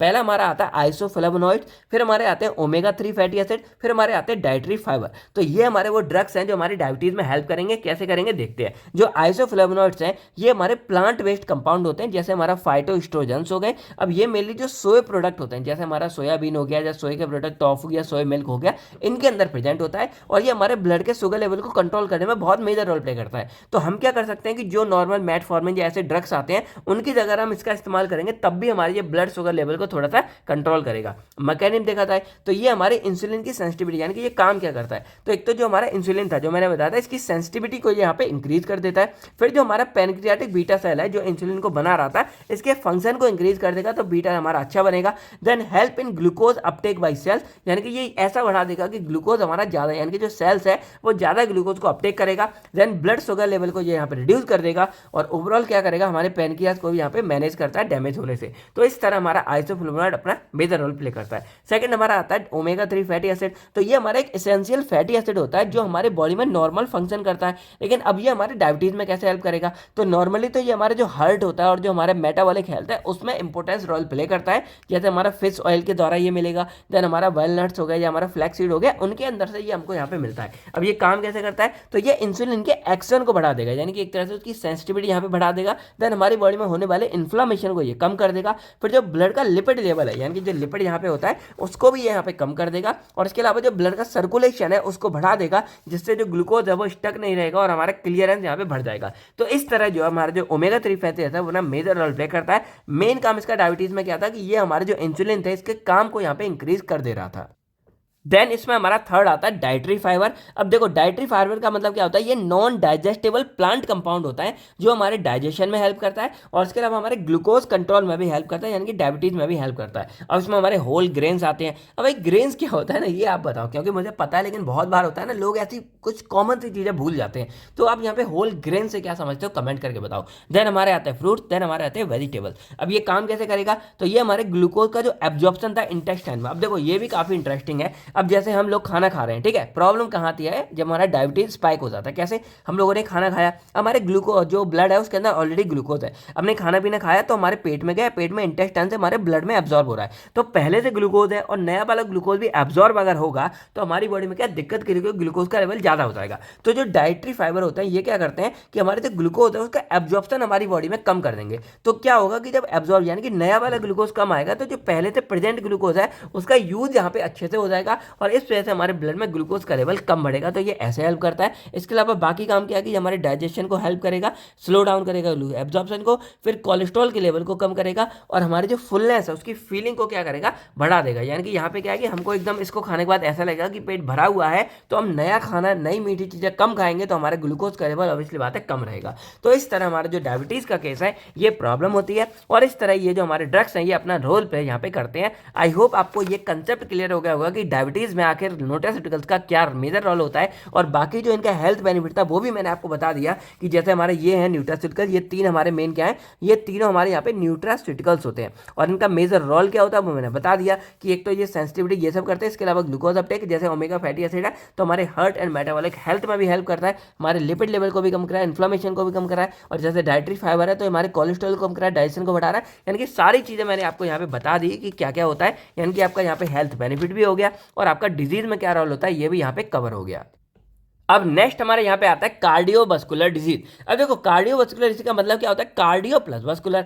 कार्डियो वर्ड हमारा होता है हार्ट के लिए और वास्कुलर वर्ड हमारा होता है ब्लड वेसल्स के लिए। यानी कि हम क्या जानते हैं कि जो हमारी ओवरऑल बॉडी है ये बॉडी में मेनली क्या हो रहा है कि पूरी बॉडी में ब्लड हमारा सर्कुलेट हो रहा है और ब्लड जो सर्कुलेट होता है वो हमारी कैसे होता है, ये पाइप की तरह हमारे कुछ ब्लड वेसल्स होती है, कुछ नहीं मतलब बहुत ज़्यादा होती हैं, ये हमारी पूरी बॉडी में फैली हुई होती है और पूरी बॉडी में जो ब्लड है वो इन्हीं ब्लड वेसल्स के थ्रू बहता रहता है। और ये जो पूरी ब्लड वेसल्स है, अब जैसे मान लो नॉर्मल जो मैं एग्जाम्पल देता हूँ, मान लो आपका एक घर है और घर में आपने देखा होगा कि मोटर हमारी सबसे नीचे होती है और सॉरी जो हमारी पानी होता है सबसे नीचे मोटर होती है और आपकी टंकी पानी के ऊपर रखी होती है और यहाँ पे पूरा पानी भर जाता है देन ये पूरे घर में सप्लाई होता है। तो ये हो कैसे पाता है, ये हो पाता है हमारा मोटर की वजह से। यानी कि ये क्या करता है, पानी को जो नीचे जमीन में है उसको पंप करके हमारे ऊपर टंकी तक पहुंचाता है। यानी कि हमको पंप की तरह मतलब मोटर की जरूरत होती है। सेव पढ़ना होता है कि हमारी बॉडी में ब्लड बेशक है, ब्लड वेसल भी है, लेकिन इस पूरे ब्लड को हमारी पूरी बॉडी में सर्कुलेट यानी कि घुमाने का काम कौन सा करता है, हार्ट करता है। यानी कि हार्ट हमारी बॉडी में पंप की तरह काम करेगा और ये ब्लड है। तो जब इन दोनों की बात करते हैं तो हम इसको कार्डियोवास्कुलर बोल देते हैं। अब इन दोनों में अगर कोई प्रॉब्लम होती है यानी कि कार्डियोवास्कुलर सिस्टम में अगर कोई भी प्रॉब्लम होती है वही हमारी कहलाती है कार्डियोवास्कुलर डिजीज कहलाती है। यानी कि यहाँ पे हार्ट और इनमें कोई प्रॉब्लम हो गई है। ठीक है, सिंपल फंडा समझ गए। बाकी देखो डिटेल आपने कॉलोजी में पढ़ी होगी, मैं ज़्यादा यहाँ पे नहीं खींचूंगा। यहाँ पे हमारा मेन काम है न्यूट्रास्यूटिकल्स के बारे में। तो हम क्या बोल सकते हैं कि ये यानी कि जो हमारे कार्डियोवास्कुलर डिजीज है ये हमारे सिंपल डिसऑर्डर या डिजीज हो सकते हैं जो हमारे हार्ट से और ब्लड वेसल से कनेक्टेड होते हैं। अब ये क्या हो सकते हैं, तो जैसे नॉर्मली हमारी ये ब्लड वेसल्स होती है, अगर इनमें कहीं पे भी ब्लॉकेज वगैरह आ जाती है तो ब्लड हमारा जो बह रहा होता है वो कम बहेगा। तो इससे हमको क्या है, हमारा बीपी यहाँ पे इंक्रीज हो सकता है, देन हमारी ब्लॉकेज हो सकती है, देन हमारा सर्कुलेशन यानी कि हार्ट का काम है पूरे बॉडी में ब्लड को सर्कुलेट करना, तो वो यहाँ पे कम हो सकता है। अब न्यूट्रास्यूटिकल्स में क्या हेल्प करेंगे, तो एक तो ये हमारे कोलेस्ट्रॉल को रिड्यूस कर देते हैं, हमारे जो हार्ट है उसके फंक्शन को बढ़ा देंगे और जो आर्टरीज हमारी ब्लॉक हो रही थी उनको यहाँ पे रोकेंगे। अब एक बार मैं आपको ये ब्लॉकेज बढ़ा रहा है ना इसको बता ही देता हूँ। तो जैसे मान लो ये मेरी नॉर्मल ब्लड वेसल्स हो गई या ब्लड कैपिलरी या आर्टरी जो भी आप समझ सकते हो, और यहाँ पे क्या हो रहा है कि मान लो हमारी यहाँ पे कई बार होती है ब्लॉकेज। अब जैसे हम बहुत ज़्यादा डाइटरी मतलब फैट वगैरह या ऐसी चीज़ें खाते हैं तो वो क्या होता है धीरे धीरे बहते बहते यानी कि ये नॉर्मल मार हो जा रहा है और हमारे ऐसे कोनों में डिपॉजिट होना शुरू हो जाता है। फिर एक लगा उसके ऊपर एक लगा फिर लगा और ऐसे करते करते क्या होता है हमारी ब्लड वेसल्स में क्या है इस तरह से ये ब्लॉकेज यानी कि ये पूरा चिपक जाता है। अब इसमें क्या हो रहा है कि जब हमारा ब्लड यहाँ पे बह रहा है, देखो ब्लड को यहाँ पे क्या जगह नहीं मिल रही तो इधर गया, फिर इधर जा रहा है, अब इधर नहीं मिला तो इधर मिल रहा है। यानी कि यहाँ पे क्या हो रहा है कि जो हमारे ब्लड की आर्टरीज है वो यहाँ पे पतली हो जाती हैं और इस वजह से क्या होता है कि एक तो हमारा इस वजह से बीपी बढ़ जाता है यानी कि बीपी हो गया, फिर हमारे जो ओवरऑल ब्लड वॉल्यूम में कम हो जाएगा यानी कि ब्लड हमारा सही से नहीं जाएगा, ब्लॉकेज हो जाएगा। तो ये सब दिक्कत हमें यहाँ होने लगती है और ये हो किसकी वजह से रही है, ये मेनली हमें होती है कोलेस्ट्रॉल की वजह से कि जो कोलेस्ट्रॉल होता है वो हमारा सबसे ज़्यादा जो है इधर ब्लड वेसल्स के अंदर जाके चिपक जाता है। अब बीपी भी यहाँ पे बढ़ जाता है। बीपी हमारा होता है ब्लड प्रेशर। अब इसका एग्जाम्पल समझो, मान लो एक पाइप है, नॉर्मल है, अब हमारा पानी निकल रहा है, जैसे हम खेतों वगैरह में देते हैं। अब अगर इस पाइप को आप यहाँ से ऐसे प्रेस करते हो, मान लो यहाँ पे दबाते हो, तो आपने देखा होगा जो पानी अभी ऐसे गिर रहा था वो हमारा सीधा हो जाता है, यानी कि यहाँ पे क्या प्रेशर बढ़ा और ये पानी की स्पीड तेज हो जाती है, यानी कि ये आपने मैनोमीटर ये सब पढ़ा होगा थर्ड सेम में, उसकी वजह से होता है। तो यहाँ पे क्या कि जब ये हो गया तो हमारे जो आर्टरीज है वो नैरो हो जाती है, पतली, और इस वजह से यहाँ पे वेजो कंस्ट्रिक्शन दिखती है, मतलब हमारा बीपी यहाँ पे बढ़ जाएगा, और बीपी बढ़ेगा तो हमारे हार्ट को प्रॉब्लम होगी और हार्ट फेलियर ये सब दिक्कत हो सकती है। तो ये कुछ दिक्कत थी हमारी कार्डियोवास्कुलर डिजीज में, यानी कि बीपी का हाई होना, ब्लॉकेज होना, पुअर सर्कुलेशन होना, तो ये सब थे। और बहुत यानी कि ऑल ओवर द वर्ल्ड में ये मानो कि जो कार्डियोवास्कुलर डिजीज है वो एक मेजर डेथ कॉज है, यानी कि सबसे ज्यादा जान हमारी इसी वजह से जाती है। आपने देखा होगा मोस्टली जान है वो हार्ट अटैक की वजह से जाती है, और हार्ट अटैक हमें इन्हीं वजह से हो सकता है। तो इसीलिए बोलते हैं कि अपनी हार्ट को बहुत ज्यादा हेल्दी रखो। अब कोलेस्ट्रॉल, जो न्यूट्रास्यूटिकल हमारे कोलेस्ट्रॉल को कम करेंगे, तो ये जो बन रहा था ये कम बनेंगे। हमारे हार्ट के फंक्शन को बढ़ाएंगे, तो जो हार्ट ब्लड को पंप नहीं कर पा रहा तो वो पंप अच्छे से करेगा, और जो आर्टरीज हमारी इस तरह ब्लॉक हो रही थी वो हमारी ये प्रिवेंट करता है। एग्जांपल इसमें कौन कौन सी डिजीज, जैसे हमारा हाइपरटेंशन हो गया, बीपी हाई हो गया, कोरोनरी आर्टरी डिजीज, मतलब जैसे हार्ट है तो हार्ट के पास भी तो ब्लड चाहिए ना, तो हार्ट की जो आर्टरीज होती हैं जिनसे हार्ट को ब्लड पहुंचता है उनमें भी हमारी क्या हो जाती है, इस तरह की ब्लॉकेज हो जाती है, वो हमारी कोरोनरी आर्टरी डिजीज कहलाती है, यानी कि CAD बोल सकते हैं। देन हमारा एथेरोस्क्लेरोसिस है, जो ये प्रॉब्लम है इसको एथेरोस्क्लेरोसिस बोल देते हैं। और इसके बाद हमारा हार्ट अटैक हो गया, स्ट्रोक हो गया, तो ये कुछ प्रॉब्लम है जो हमारी कार्डियोवास्कुलर डिजीज में होती हैं। तो अब हम बात करते हैं थोड़ा इन डिजीज के बारे में। देखो वैसे तो इतना लेंदी हम नहीं पढ़ते, लेकिन ये वाला जो टॉपिक है ना ये एग्जाम में काफी बार आया हुआ है, इवन लॉन्ग में भी आया है, इसीलिए थोड़ा बल्क देने के लिए मैं यहाँ पे कंटेंट बढ़ा रहा हूँ। जैसे हमारे इसमें पहले आती है हार्ट फेलियर। अब देखो हार्ट फेलियर का मतलब क्या होता है कि हमारे जो हार्ट है हमारी बॉडी के अंदर में, उसका काम क्या होता है कि ये ब्लड को पंप करता है हमारी पूरी बॉडी में और डिफरेंट डिफरेंट ऑर्गन के पास में। तो जब हार्ट हमारा इस ब्लड को पंप नहीं कर पाता, वही कंडीशन हमारी फेलियर, यानी कि वो अपने काम में फेल हो गया, इसीलिए इसका नाम क्या हार्ट फेलियर है। अब इसमें मोस्टली हमारा आता है कंजेस्टिव हार्ट फेलियर, यानी कि हार्ट के ये जो हमारी वेंट्रिकल्स होते हैं ये अपने ब्लड को पंप नहीं कर पाते। देन मैकेनिज्म क्या है कि ये जो हमारी हार्ट की मसल्स हैं जो कॉन्ट्रैक्ट होकर हार्ट को बाहर निकालती हैं ये कमजोर हो जाती हैं, फिर हमारी जो पंपिंग कैपेसिटी है वो हमारी रिड्यूस हो जाती है, और इसके अलावा जो हमारा ऑर्गन है यानी कि मान लो उसके प्रॉपर सप्लाई नहीं पहुंचा पाता है। अब ये सब आपको पता होगा, आपने ऑलरेडी कॉलेज में पढ़ा होगा, बस सिंपल समझ लो कि ये प्रॉब्लम होती है। देन सेरिब्रोवास्कुलर डिजीज में क्या होता है, जैसे ये हमारा ब्रेन है तो ब्रेन के पास क्या होता है कि हमारी कुछ ब्लड वेसल्स हैं जो क्या करते हैं ब्लड को पहुंचाती हैं। तो इन वेसल्स में अगर कोई दिक्कत आ गया, यानी कि ये वो डिजीज है जो हमारी ब्लड सप्लाई को खत्म कर देते हैं, जो हमारा ब्रेन के पास जाता है, और उसकी वजह से हमको हो सकता है स्ट्रोक। अब स्ट्रोक में क्या होता है कि जो ब्रेन है उसको प्रॉपर मात्रा में क्या है ब्लड की सप्लाई नहीं मिलती है। अब ये हो सकता है कि ये जो हमारी ब्लड वेसल्स है जो ब्रेन तक जा रही हैं इनमें कोई ब्लॉकेज हो जाए, यानी कि इस तरह की ब्लॉकेज हो जाए, कोई रप्चर हो जाए, तब दिक्कत हो सकती है। देन रिड्यूस ऑक्सीजन सप्लाई, यानी कि ऑक्सीजन हमारा प्रॉपर यहाँ तक नहीं पहुंचता, या ब्रेन के सेल डैमेज होना हो जाता है, तब हमारा स्ट्रोक हो जाता है। देन हाइपरटेंशन में क्या होता है कि जो मैंने आपको बता दिया कि जो हमारा ब्लड का प्रेशर है, यानी कि जो ब्लड हमारा बह रहा है, जब ब्लड बहता है तो वो जो बॉल्स है हमारे ये कैपिलर ब्लड वेसल्स की, इन पे कुछ प्रेशर हमारा लगा रहा है, और यही जो प्रेशर है ये हमारा ब्लड प्रेशर कहलाता है। तो जब ये हमारा ज्यादा हो जाता है ना तब इसको blood pressure, high blood pressure यानी कि हाइपरटेंशन बोल देते हैं। अब ये हो सकता है एक तो नैरोइंग ऑफ ब्लड वेसल्स, यानी कि ये ब्लड वेसल्स है ये मान लो हमारी नॉर्मल थी इतनी चौड़ी होती है, ये हमारी पतली होगी तब हो सकता है, या रजिस्टेंस यानी कि बीच में इस तरह की कोई भी दिक्कत हो जाती है, रोधक बन जाता है, रेजिस्टेंस हो जाती है, तब दिक्कत हो सकती है। या हमारा जो हार्ट है वो वर्क हार्ड, यानी कि यहाँ पे क्या है कि हार्ट को ज्यादा हार्ड करना पड़ता है और हार्ट फेल होने के चांस भी होते हैं, यानी कि जितना भी ये सब है ना हमारा इंटरकनेक्ट होता है और ये प्रॉब्लम हो सकती है।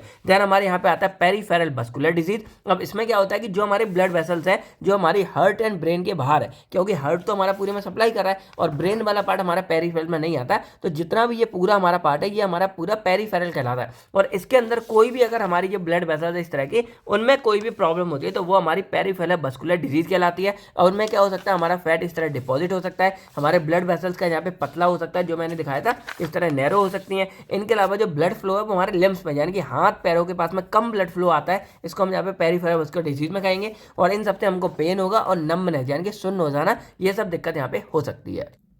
तो अब हम बात करते हैं इसका मेन पार्ट यानी कि role of nutraceuticals in CVD यानी कि कार्डियोवास्कुलर डिजीज में हमारे न्यूट्रास्यूटिकल्स का क्या रोल होता है। तो इनका एक तो काम ये होता है कि हमारी जो हार्ट की हेल्थ होती है उसको ये इंप्रूव कर देते हैं, ये काम हो गया। देन जो रिस्क फैक्टर है जिसकी वजह से हमको ये प्रॉब्लम होती है उसको ये कम कर देते हैं। एग्जाम्पल जैसे हमारे यहाँ पे ओमेगा 3 फैटी एसिड हो गया, फिर हमारा फ्लेवोनॉइड्स हो गया, और देन हमारे यहाँ पे फाइटोस्टेरॉइड्स हो गए। तो जो ओमेगा 3 फैटी एसिड है ये हमको फिश ऑयल से या फ्लैक्स सीड से मिलता है। देन फ्लेवोनॉइड्स हमको हो गया फ्रूट्स या वेजिटेबल से मिलते हैं। देन फाइटोस्टेरॉइड्स कोलेस्ट्रॉल हमको प्लांट ऑयल से मिलते हैं। अब बस हमको एक एक करके इन सब के बारे में बात करनी है। पहले अगर बात करें ओमेगा 3 फैटी एसिड के बारे में, तो ये एसेंशियल फैटी एसिड होता है जो हमारा फिश ऑयल में और कुछ प्लांट सोर्स के द्वारा हमें मिलता है। अब ये हमारी हार्ट हेल्थ के लिए काफी ज्यादा इंपॉर्टेंट होता है। अब इसके अगर मैकेनिज्म के बारे में बात करें तो ये करता क्या है कि जो हमारा ब्लड है उसके अंदर जो ट्राइग्लिसराइड का लेवल है उसको कम कर देगा। और ये क्या करता है, जैसे कोलेस्ट्रॉल का एक तरह से पार्ट बोल सकते हैं कि हमारा ये लेवल भी यहाँ पे कम हो जाता है, इससे हमारी ब्लॉकेज कम होगी। देन जो हमारे ब्लड वेसल्स हैं इनमें इन्फ्लामेशन हो रही है, मान लो ये हमारी स्वेल हो रही है या नैरो वगैरह कुछ भी है,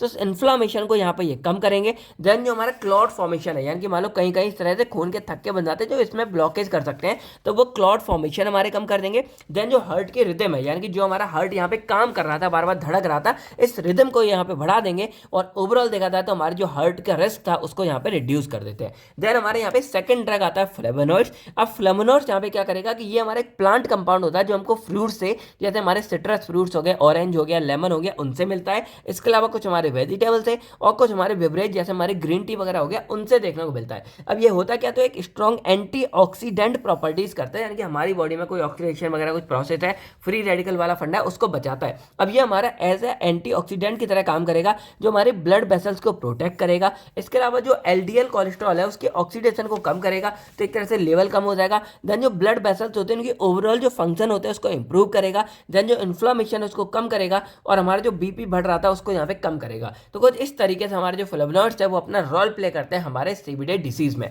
देन हमारे यहाँ पे आता है फाइटोस्टेरॉइड। अब ये जो हमारा फाइटोस्टेरॉइड है ये एक प्लांट स्टेरॉइड होता है और ये कोलेस्ट्रॉल की तरह हमारा सिमिलर होता है, जैसे हमारी बॉडी में कोलेस्ट्रॉल है कुछ उसकी तरह सिमिलर होता है। अब ये हमें वेजिटेबल ऑयल से, नट से या सीड से मिलता है। अब ये करेगा क्या, जैसे यहाँ पे कोलेस्ट्रॉल ये डिपॉजिट हो रहा है, तो जहां भी कोलेस्ट्रॉल होता है उसकी जगह जाके कंपीट करेगा। यहाँ पे कंप्लीट लिख गया है, तो ये हमारा कंपीट करता है। कंपीट का मतलब क्या, उसके साथ जाके कंपटीशन करेगा और इंटेस्टाइन में उसकी जगह जाके खुद एब्जॉर्ब हो जाएगा। इससे कोलेस्ट्रॉल हमारी बॉडी में कम आएगा और कोलेस्ट्रॉल कम आएगा तो उसका लेवल कम होगा, तो ये बीमारी हमारी ठीक होगी।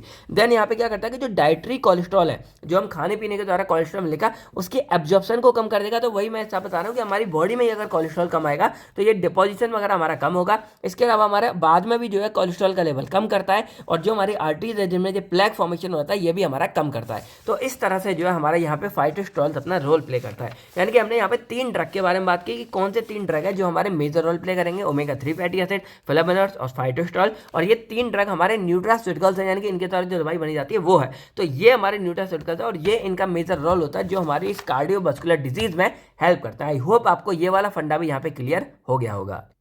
तो अब हमारे यहाँ पे नेक्स्ट डिजीज आती है कैंसर। अब देखो कैंसर आप लोगों ने सुना होगा बहुत ही डेंजर होती है और भाई जितनी भी हमारी मूवीज है ना उनमें कोई हीरो हो गया या कोई हीरोइन हो गई वो इसी कैंसर की वजह से मरती है और ट्रॉमा दे जाता है। भाई आपने एज एल मुश्किल देखी होगी, बाकी सब देखा होगा। तो ये कैंसर हमारा है क्या और आखिर इतना डेंजर क्यों? क्योंकि जब पता चल जाता है आप अमीर भी हो फिर भी हमारा कैंसर ठीक नहीं होता, क्योंकि कैंसर एक हमारी बॉडी की ऐसी प्रॉब्लम है जिसमें क्या होता है कि जो हमारे बॉडी के सेल्स है वो अब नॉर्मल तरीके से और अनकंट्रोल तरीके से ग्रोथ करना शुरू कर देते हैं और ये ग्रोथ कर करके एक मास फॉर्म कर देते हैं जिसको हम यहाँ पे ट्यूमर बोलते हैं। अब ये सबसे ज्यादा डेंजरस क्यों है? क्योंकि जो कैंसर है वो डेंजर क्यों माना जाता है? क्योंकि ये हमारी बॉडी के बाकी के पार्ट में, हमारे ब्लड में स्प्रेड हो जाता है, यानी कि फैल जाता है। और इसके फैलने के चक्कर में क्या होता है कि हम जब इसका इलाज करते हैं तो मान लो हमने एक ट्यूमर खत्म किया, तब तक हमारे बाकी के यहाँ पे 10-12 ट्यूमर बन गए, उनको खत्म किया तब तक वो लाख बन गए। तो ऐसे करके क्या होता है कि हजारों ट्यूमर हमारी बॉडी में स्प्रेड हो जाते हैं और वो हमारी बॉडी के हर एक पार्ट में पहुंच जाते हैं और इसीलिए धीरे धीरे हमारी बॉडी यहाँ पे डैमेज मरने लगती है, सेल्स मरने लगते हैं और आदमी खत्म हो जाता है।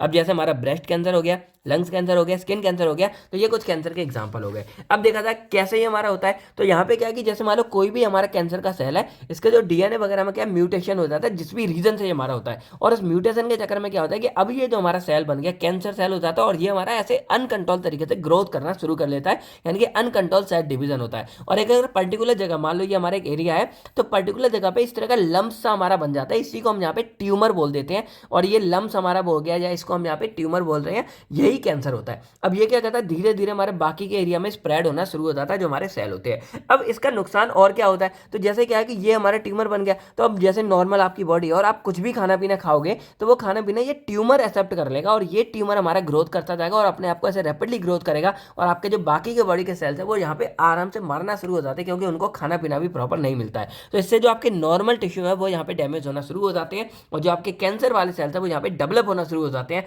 और इसीलिए कैंसर की प्रॉब्लम होती है। अब इसका ट्रीटमेंट के लिए हमारे यहाँ पे कुछ न्यूट्रास्यूटिकल्स आते हैं। जैसे हमारा पहला आता है फ्लेवोनॉइड्स हो गया, तो ये हमारे कुछ नेचुरल कंपाउंड होते हैं जो हमारे फ्रूट्स और वेजिटेबल्स में प्रेजेंट होते हैं। ये स्ट्रॉन्ग एंटीऑक्सीडेंट प्रॉपर्टीज कैरी करते हैं। इसका मतलब क्या है, ये एंटीऑक्सीडेंट की तरह काम करेंगे। मतलब ये जो हमारे नॉर्मल सेल उनके डीएनए को डैमेज होने से बचाएंगे, लेकिन जो हमारे कैंसर के हैं उनके इनहिबिट करेंगे उनकी ग्रोथ को, यानी कि कैंसर सेल की ग्रोथ को इनहिबिट करेंगे और इन्फ्लामेशन को भी कम करते हैं। हमने पहले भी देखा है, यानी कि इसमें भी देखो कुछ कुछ काम हमारे सेम है कि हमारे एंटीऑक्सीडेंट की तरह काम करें। हमने देख लिया कैंसर में बस काम क्या करेंगे, जो कैंसर के सेल हैं उनकी ग्रोथ को यहाँ पे रोकने में हेल्प कर रहे हैं और डीएनए जो डैमेज हो रहा है उसको प्रिवेंट करते हैं हमारे जो नॉर्मल वाले होते हैं, यानी कि जो हमारे नॉर्मल डीएनए डैमेज होकर म्यूटेट हो रहा था उसको ये बचाने में हेल्प करते हैं। फिर हमारे यहाँ पे आता है लाइकोपीन। अब ये एक रेड पिगमेंट होता है जो बेसिकली टमाटो में फाउंड होता है और बाकी के रेड फ्रूट्स में ये पाया जाता है। जो लाइकोपीन होता है ये हमारा रेड पिगमेंट होता है। अब ये काम कैसे करता है, तो ये भी हमारे एक स्ट्रॉन्ग एंटीऑक्सीडेंट एक्टिविटी शो करता है और ये जो हमारे ऑक्सीडेटिव स्ट्रेस है जो हमारे प्रोटेक्ट करता है सेल को।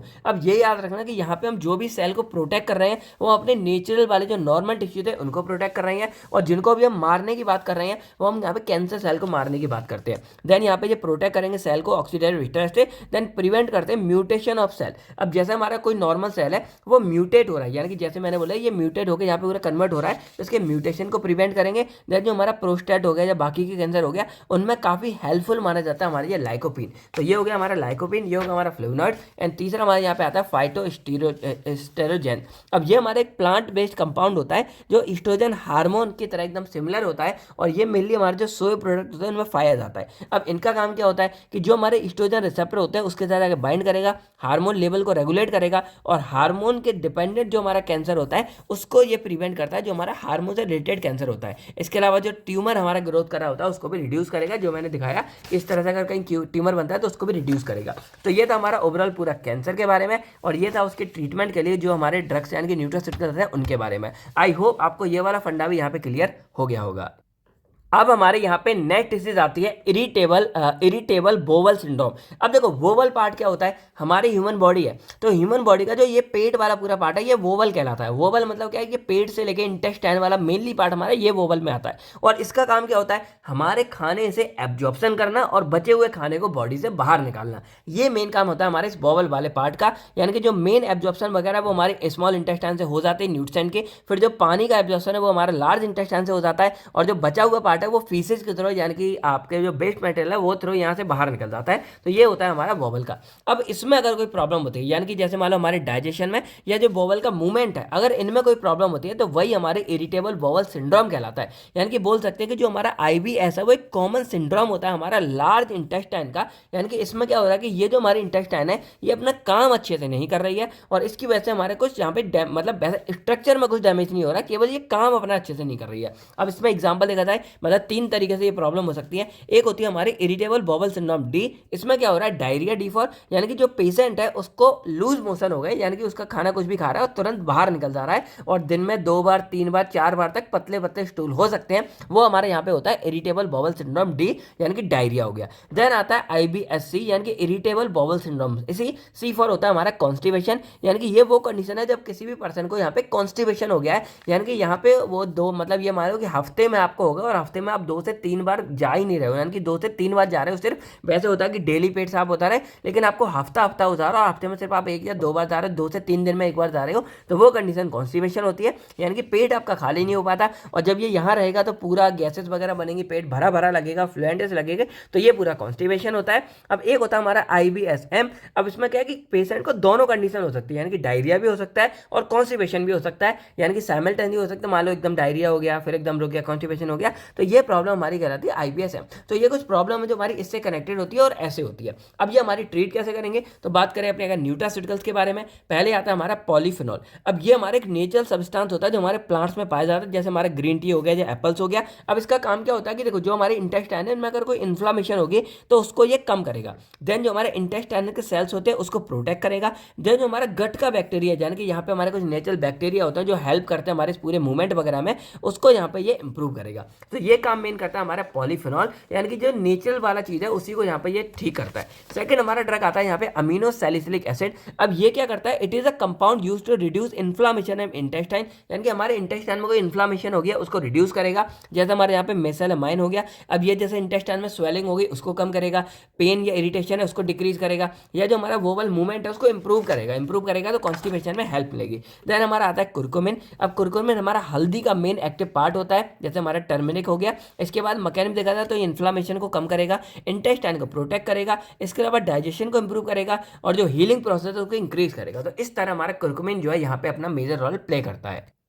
तो अब हमारे यहाँ पे लास्ट डिजीज आती है गैस्ट्रो इंटेस्टाइनल डिजीज। अब ये हमारे जो हमारा पेट होता है या इंटेस्टाइन होता है उन्हीं के एक तरह से डिसऑर्डर होते हैं। और ये क्यों होते हैं, ये पेट का मेन पार्ट है, तो जब एक्सेसिव एसिड आता है तो भाई हमको अल्सर हो सकते हैं, इन्फेक्शन वगैरह होता है तो गैस्ट्राइटिस हो गया यानी कि पेट में इन्फ्लामेशन होगी, या कोई पुअर डाइट वगैरह कोई ले रहा है तो एसिडिटी वगैरह हो सकता है, या पेट कमजोर वगैरह, ये सब प्रॉब्लम। यानी कि ओवरऑल देखा जाए हमारे स्टमक या इंटेस्टाइन से कोई प्रॉब्लम है वही हमारी जीआईटी आ जाती है। अब यहाँ बात करते हैं रोल के बारे में। पहले हमारा आता है कुरकुमिन, तो एक हमारा नेचुरल कंपाउंड होता है जो टर्मिक मिलता है और ये क्या करेगा, जो इन्फ्लामेशन हो रही है उसको यहाँ पे रिड्यूस करेगा। अब ये हमारे यहाँ पे भी था क्योंकि ये भी इंटेस्टाइन का पार्ट है और यहाँ पे भी है क्योंकि इन्फ्लामेशन को कम करेगा।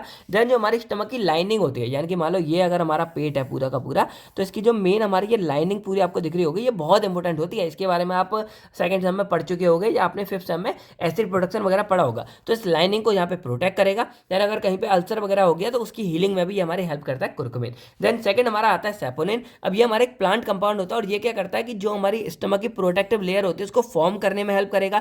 देन जो एसिड से डैमेज हो रहा है उसको प्रोटेक्ट करेगा, देन हीलिंग में भी हेल्प करेगा। और लास्ट हमारे यहाँ पे आता है एंथोसाइनिन। अब ये हमारा एक नेचुरल कलर प्रेजेंट होता है फ्रूट्स के अंदर में, वो होता है जैसे बेरीज में प्रेजेंट होता है। ये एक एंटीऑक्सीडेंट की तरह काम करेगा और ये हमारे स्टमक सेल्स को प्रोटेक्ट करेगा और इन्फ्लामेशन को कम करेगा। तो ये हो गया हमारा पूरा जीआईटी के बारे में। तो अब अगर देखा जाए हमारा जो मेन क्वेश्चन था न्यूट्रास्यूटिकल और रोल ऑफ न्यूट्रास्यूटिकल्स वाले इन डिजीज के अंदर वो हमने कवर कर लिया है। अब उसमें हमारी मेन जो डिजीज थी वो जैसे डायबिटीज थी, हमारी कार्डियोवास्कुलर डिजीज थी और कैंसर वाला भी आ जाता था। तो इन तीनों को हमने यहाँ पे डिटेल में अच्छे से बात की है और बाकी के जो हमारे ये दो हैं उनको हमने कवर कर लिया कि अगर एग्जाम में कभी आता है तो आप लिख के आ सकते हो, खाली नहीं छोड़ोगे। पर आपको जो यहाँ डायबिटीज था और जो कार्डियोवास्कुलर सिस्टम वाली डिजीज थी उनको हमने यहाँ पे कुछ ज्यादा ही डिटेल में कवर किया कि आपका अगर 10 नंबर में आता है तब भी आप जो इनको अच्छे से करके आ जाओगे।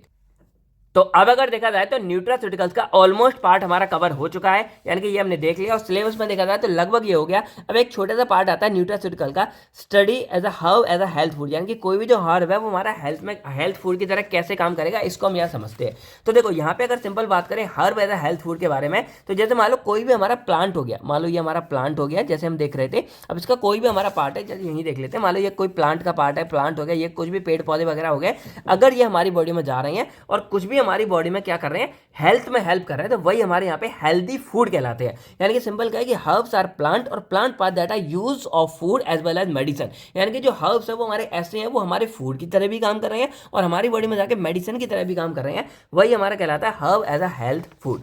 अब यहाँ बात करते हैं when these herb give health benefit, यानी कि जब ये हमारी बॉडी में जा रहे हैं और हमारी हेल्थ में कोई बेनिफिट मतलब बेनिफिट कर रहे हैं, कोई डिजीज से हमको बचा रहे हैं, तो यही हमारे न्यूट्रास्यूटिकल हब कहलाते हैं। अब ये इतने सारे होते हैं और बस हमको इनके बारे में कुछ कुछ बेसिक बातें करनी है। यहाँ पे कुछ भी याद करने वाला समझने वाला फंडा नहीं है, टोटल रटने वाला बात है, आप देख सकते हो। अब जैसे हमारे ड्रग आते हैं, अश्वगंधा हो गया, हनी हो गया, आंवला हो गया, गार्लिक हो गया, फेनुग्रीक हो गया, जिंजर हो गई, अदरक हो गई, फिर चिकोरी हो गया, अल्फाल्फा हो गया, जिनसेंग हो गया या स्पाइरुलिना हो गया, ये हमारे कुछ ड्रग्स हैं जो हमारे इसी हर्ब्स के पार्ट हैं और ये सब हमारे कुछ ना कुछ बॉडी में जाके हेल्थ बेनिफिट करते हैं, इसीलिए इनको herb as a health food पढ़ रहे हैं हम यहाँ पे।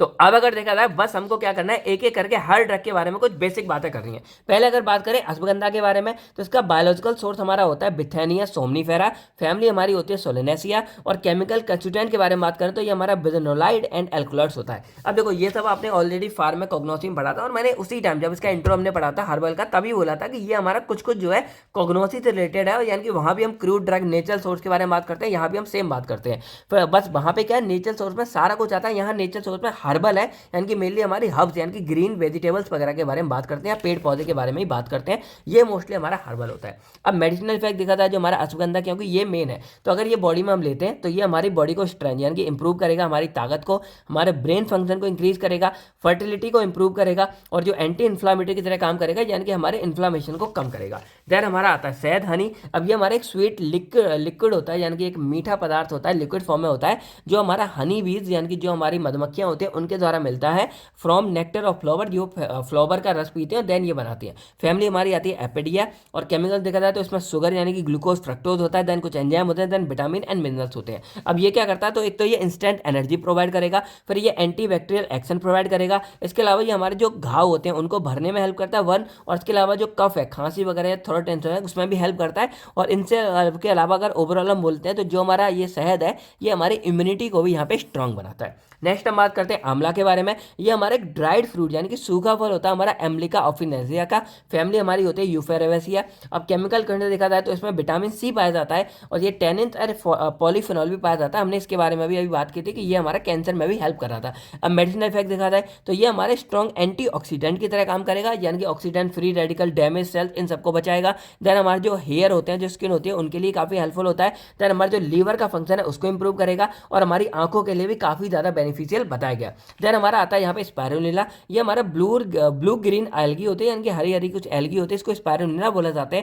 फैमिली हमारी ओसीलेब हो गया। अब केमिकल्स देखा जाए तो इसमें प्रोटीन, विटामिन, मिनरल्स ये सब पाया जाता है। और मेडिसिनल इफेक्ट देखा जाए तो ये हमारा प्रोटीन सोर्स यानी कि रिच प्रोटीन सोर्स होता है। डिटॉक्सीफाई बॉडी को डिटॉक्सीफाई करता है, वेट लॉस में हेल्प करता है, और एंटी इंफ्लेमेटरी की तरह काम करता है। इसीलिए जो हमारे स्पायरुलिना की कुछ हमें टैबलेट वगैरह भी बनती है हरी हरी सी, और ये हमें नेटवर्क मार्केटिंग में दी भी जाती थी जो लोग इस्तेमाल करते हैं। ठीक है, फिर हमारा आता है यहाँ पे जिनसेंग। अब ये हमारा एक रूट होता है पोनेक्स जिनसेंग का। इसकी फैमिली हमारी होती है एरेलिसिया। केमिकल कंस्टिट्यूएंट देखा जाए तो इसमें जिनसेनोडाइड्स हो गया। अब मेडिकल इफेक्ट देखा जाए तो ये इंस्टेंट एनर्जी प्रोवाइड करता है, हार्ट की हेल्थ को इंप्रूव करता है, इसके अलावा ब्लड सर्कुलेशन को इंप्रूव करेगा, और एंटी एजिंग की तरह काम करेगा, यानी कि जो उम्र लोगों की ढलती है वो यहाँ पे कम ढलना शुरू हो जाती है। देन हमारे यहाँ पे आता है अल्फाल्फा। अब ये हमारे बायोलॉजिकल देखा जाए तो ये हमारा मेडिकागो सैटिवा से मिलता है। फैमिली हमारी फेबेसिया होती है। केमिकल कंस्टिट्यूएंट देखा जाए तो हम इसमें सेपोनिन एंड विटामिन पाए जाते हैं। और अगर मेडिसिनल इफेक्ट देखा जाए तो हमारे कोलेस्ट्रॉल के लेवल को कम करते हैं, हमारी जो हड्डियों की हेल्थ है उसको बढ़ाते हैं, हमारे जो न्यूट्रिएंट रिच होते हैं तो काफी हेल्पफुल हो गया।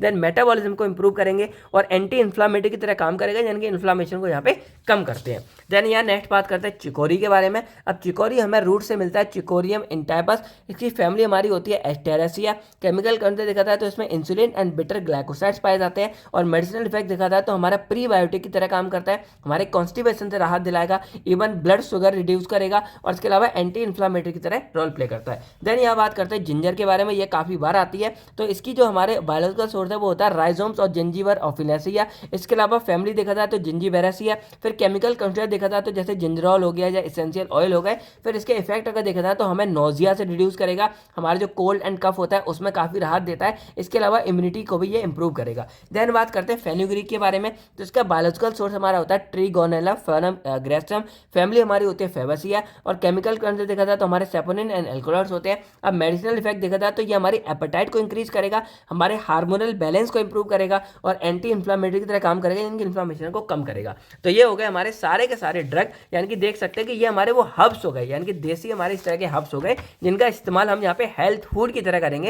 यानी कि ये जो हमारे प्लांट है या इसका कोई भी हमारा पार्ट हो गया, इसको अगर हम बॉडी में लेते हैं तो हमारी बॉडी में जाके कुछ ना कुछ हमारे हेल्थ में बेनिफिट देता है, हमारे डिजीज से प्रिवेंट करता है। तो इन्हीं को हम यहाँ पे न्यूट्रास्यूटिकल हब बोलते हैं, या ये हमारे herb as a health food की तरह इस्तेमाल करते हैं। आई होप आपको ये फंडा क्लियर हो गया होगा। अब देखो इसमें समझाने वाला ज्यादा कुछ नहीं था, आपको ये याद ही जो है ज्यादा करना पड़ेगा।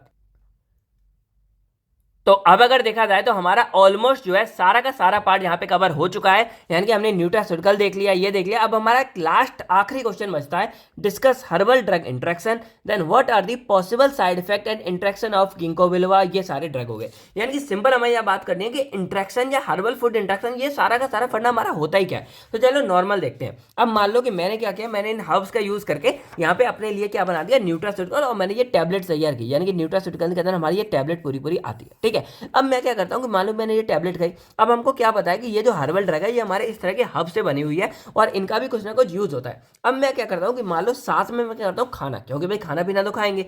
तो जब हमने कोई भी खाना पीना खाया और उसके बाद हमने ये टैबलेट खाई, तो क्या ये जो हमारा फूड है, हो सकता है कि ये फूड मेरा इसके इफेक्ट हुई, यानी कि मान लो ये मेरी ह्यूमन बॉडी है और मैंने इसके अंदर ये टैबलेट खाई है, और टैबलेट से पहले मैंने ये खाना खाया, तो हो सकता है कि ये जो खाना मेरी बॉडी में प्रेजेंट था और ये जो टैबलेट मैंने बाहर से खाई है, इस टैबलेट के इफेक्ट इफेक्ट को हमारे जो खाना है वो इम्पैक्ट कर दे। यानी कि हो सकता है कि जो टैबलेट मैं बॉडी में ले रहा हूँ, हो सकता है कि ये खाना मेरी टैबलेट के इफेक्ट को या तो बढ़ा दे या फिर कम कर दे। यही कहलाता है मेरा हर्बल फूड इंटरेक्शन। यानी कि देखो, हर्बल ड्रग तो हम जानते हैं कि ये हमारी वो नेचुरल सोर्स की ड्रग या दवाइयाँ होगी जो मैं इस सोर्सेस का यूज करके बनाने वाला हूँ। और हर्बल फूड इंटरेक्शन क्या होगा कि अब ये जो मेरा फूड है या खाना पीना है वो मेरा हो सकता है कि इन वाले जो टैबलेट या जो मैं खा रहा हूँ उसको अफेक्ट कर सकते हैं, यानी कि बढ़ा सकते हैं या घटा सकते हैं। तो ये मेरा हो जाता है हर्बल फूड इंटरेक्शन। अब इसको सिंपल से एग्जांपल से समझते हैं। मान लो कि जैसे कई बार देखा होगा, हम लोग नॉर्मली सब्जी वगैरह बनाते हैं और सब्जी में अगर कोई कमी होती है हम नमक डालते हैं, ये सब डलते रहते हैं। लेकिन अब एक सिनेरियो पकड़ते हैं, मान लो सब्जी हमारी बहुत अच्छी लगी है, अब हम चाहते हैं कि हम इसमें घी डालें,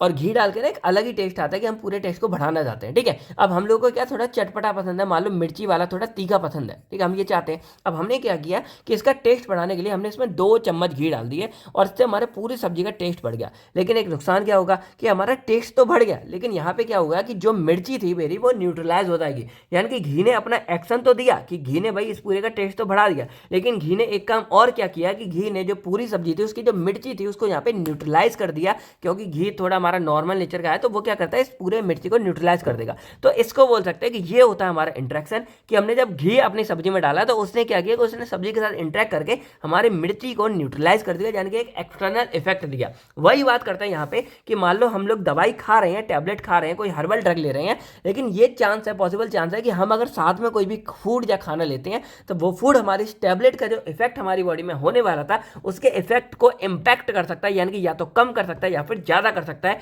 और यही फंडा हमारा कहलाता है हर्बल फूड इंटरेक्शन। यानी कि अब अगर हम इसके बारे में बात करें तो herbal drugs are medicinal obtained from plant like leaves, roots, seeds, bark and fruits. जो मैंने बताया कि हर्बल ड्रग हमारे नेचुरल सोर्स के वो दवाइयां या मेडिसिन होती हैं जो हमको लीव्स, रूट्स इन सब से मिलता है। और जो हमारा हर्बल फूड है वो हमारा प्लांट बेस्ड फूड होता है जो हमारी बॉडी में न्यूट्रिशन के लिए इस्तेमाल करते हैं। जैसे हम लोग तुलसी का इस्तेमाल करते हैं, तुलसी हमारे कफ कोल्ड गले के लिए बहुत हेल्पफुल है। फिर हम लोग अदरक का इस्तेमाल करते हैं। तो ये सब क्या है, ये हमारे हर्बल फूड हो जाते हैं। अब क्या होगा कि ये जो फूड है ये हमारे जो हर्बल ड्रग था, यानी कि जो हम यहाँ पे खा रहे थे, इस हर्बल ड्रग के इफेक्ट को चेंज कर सकता है।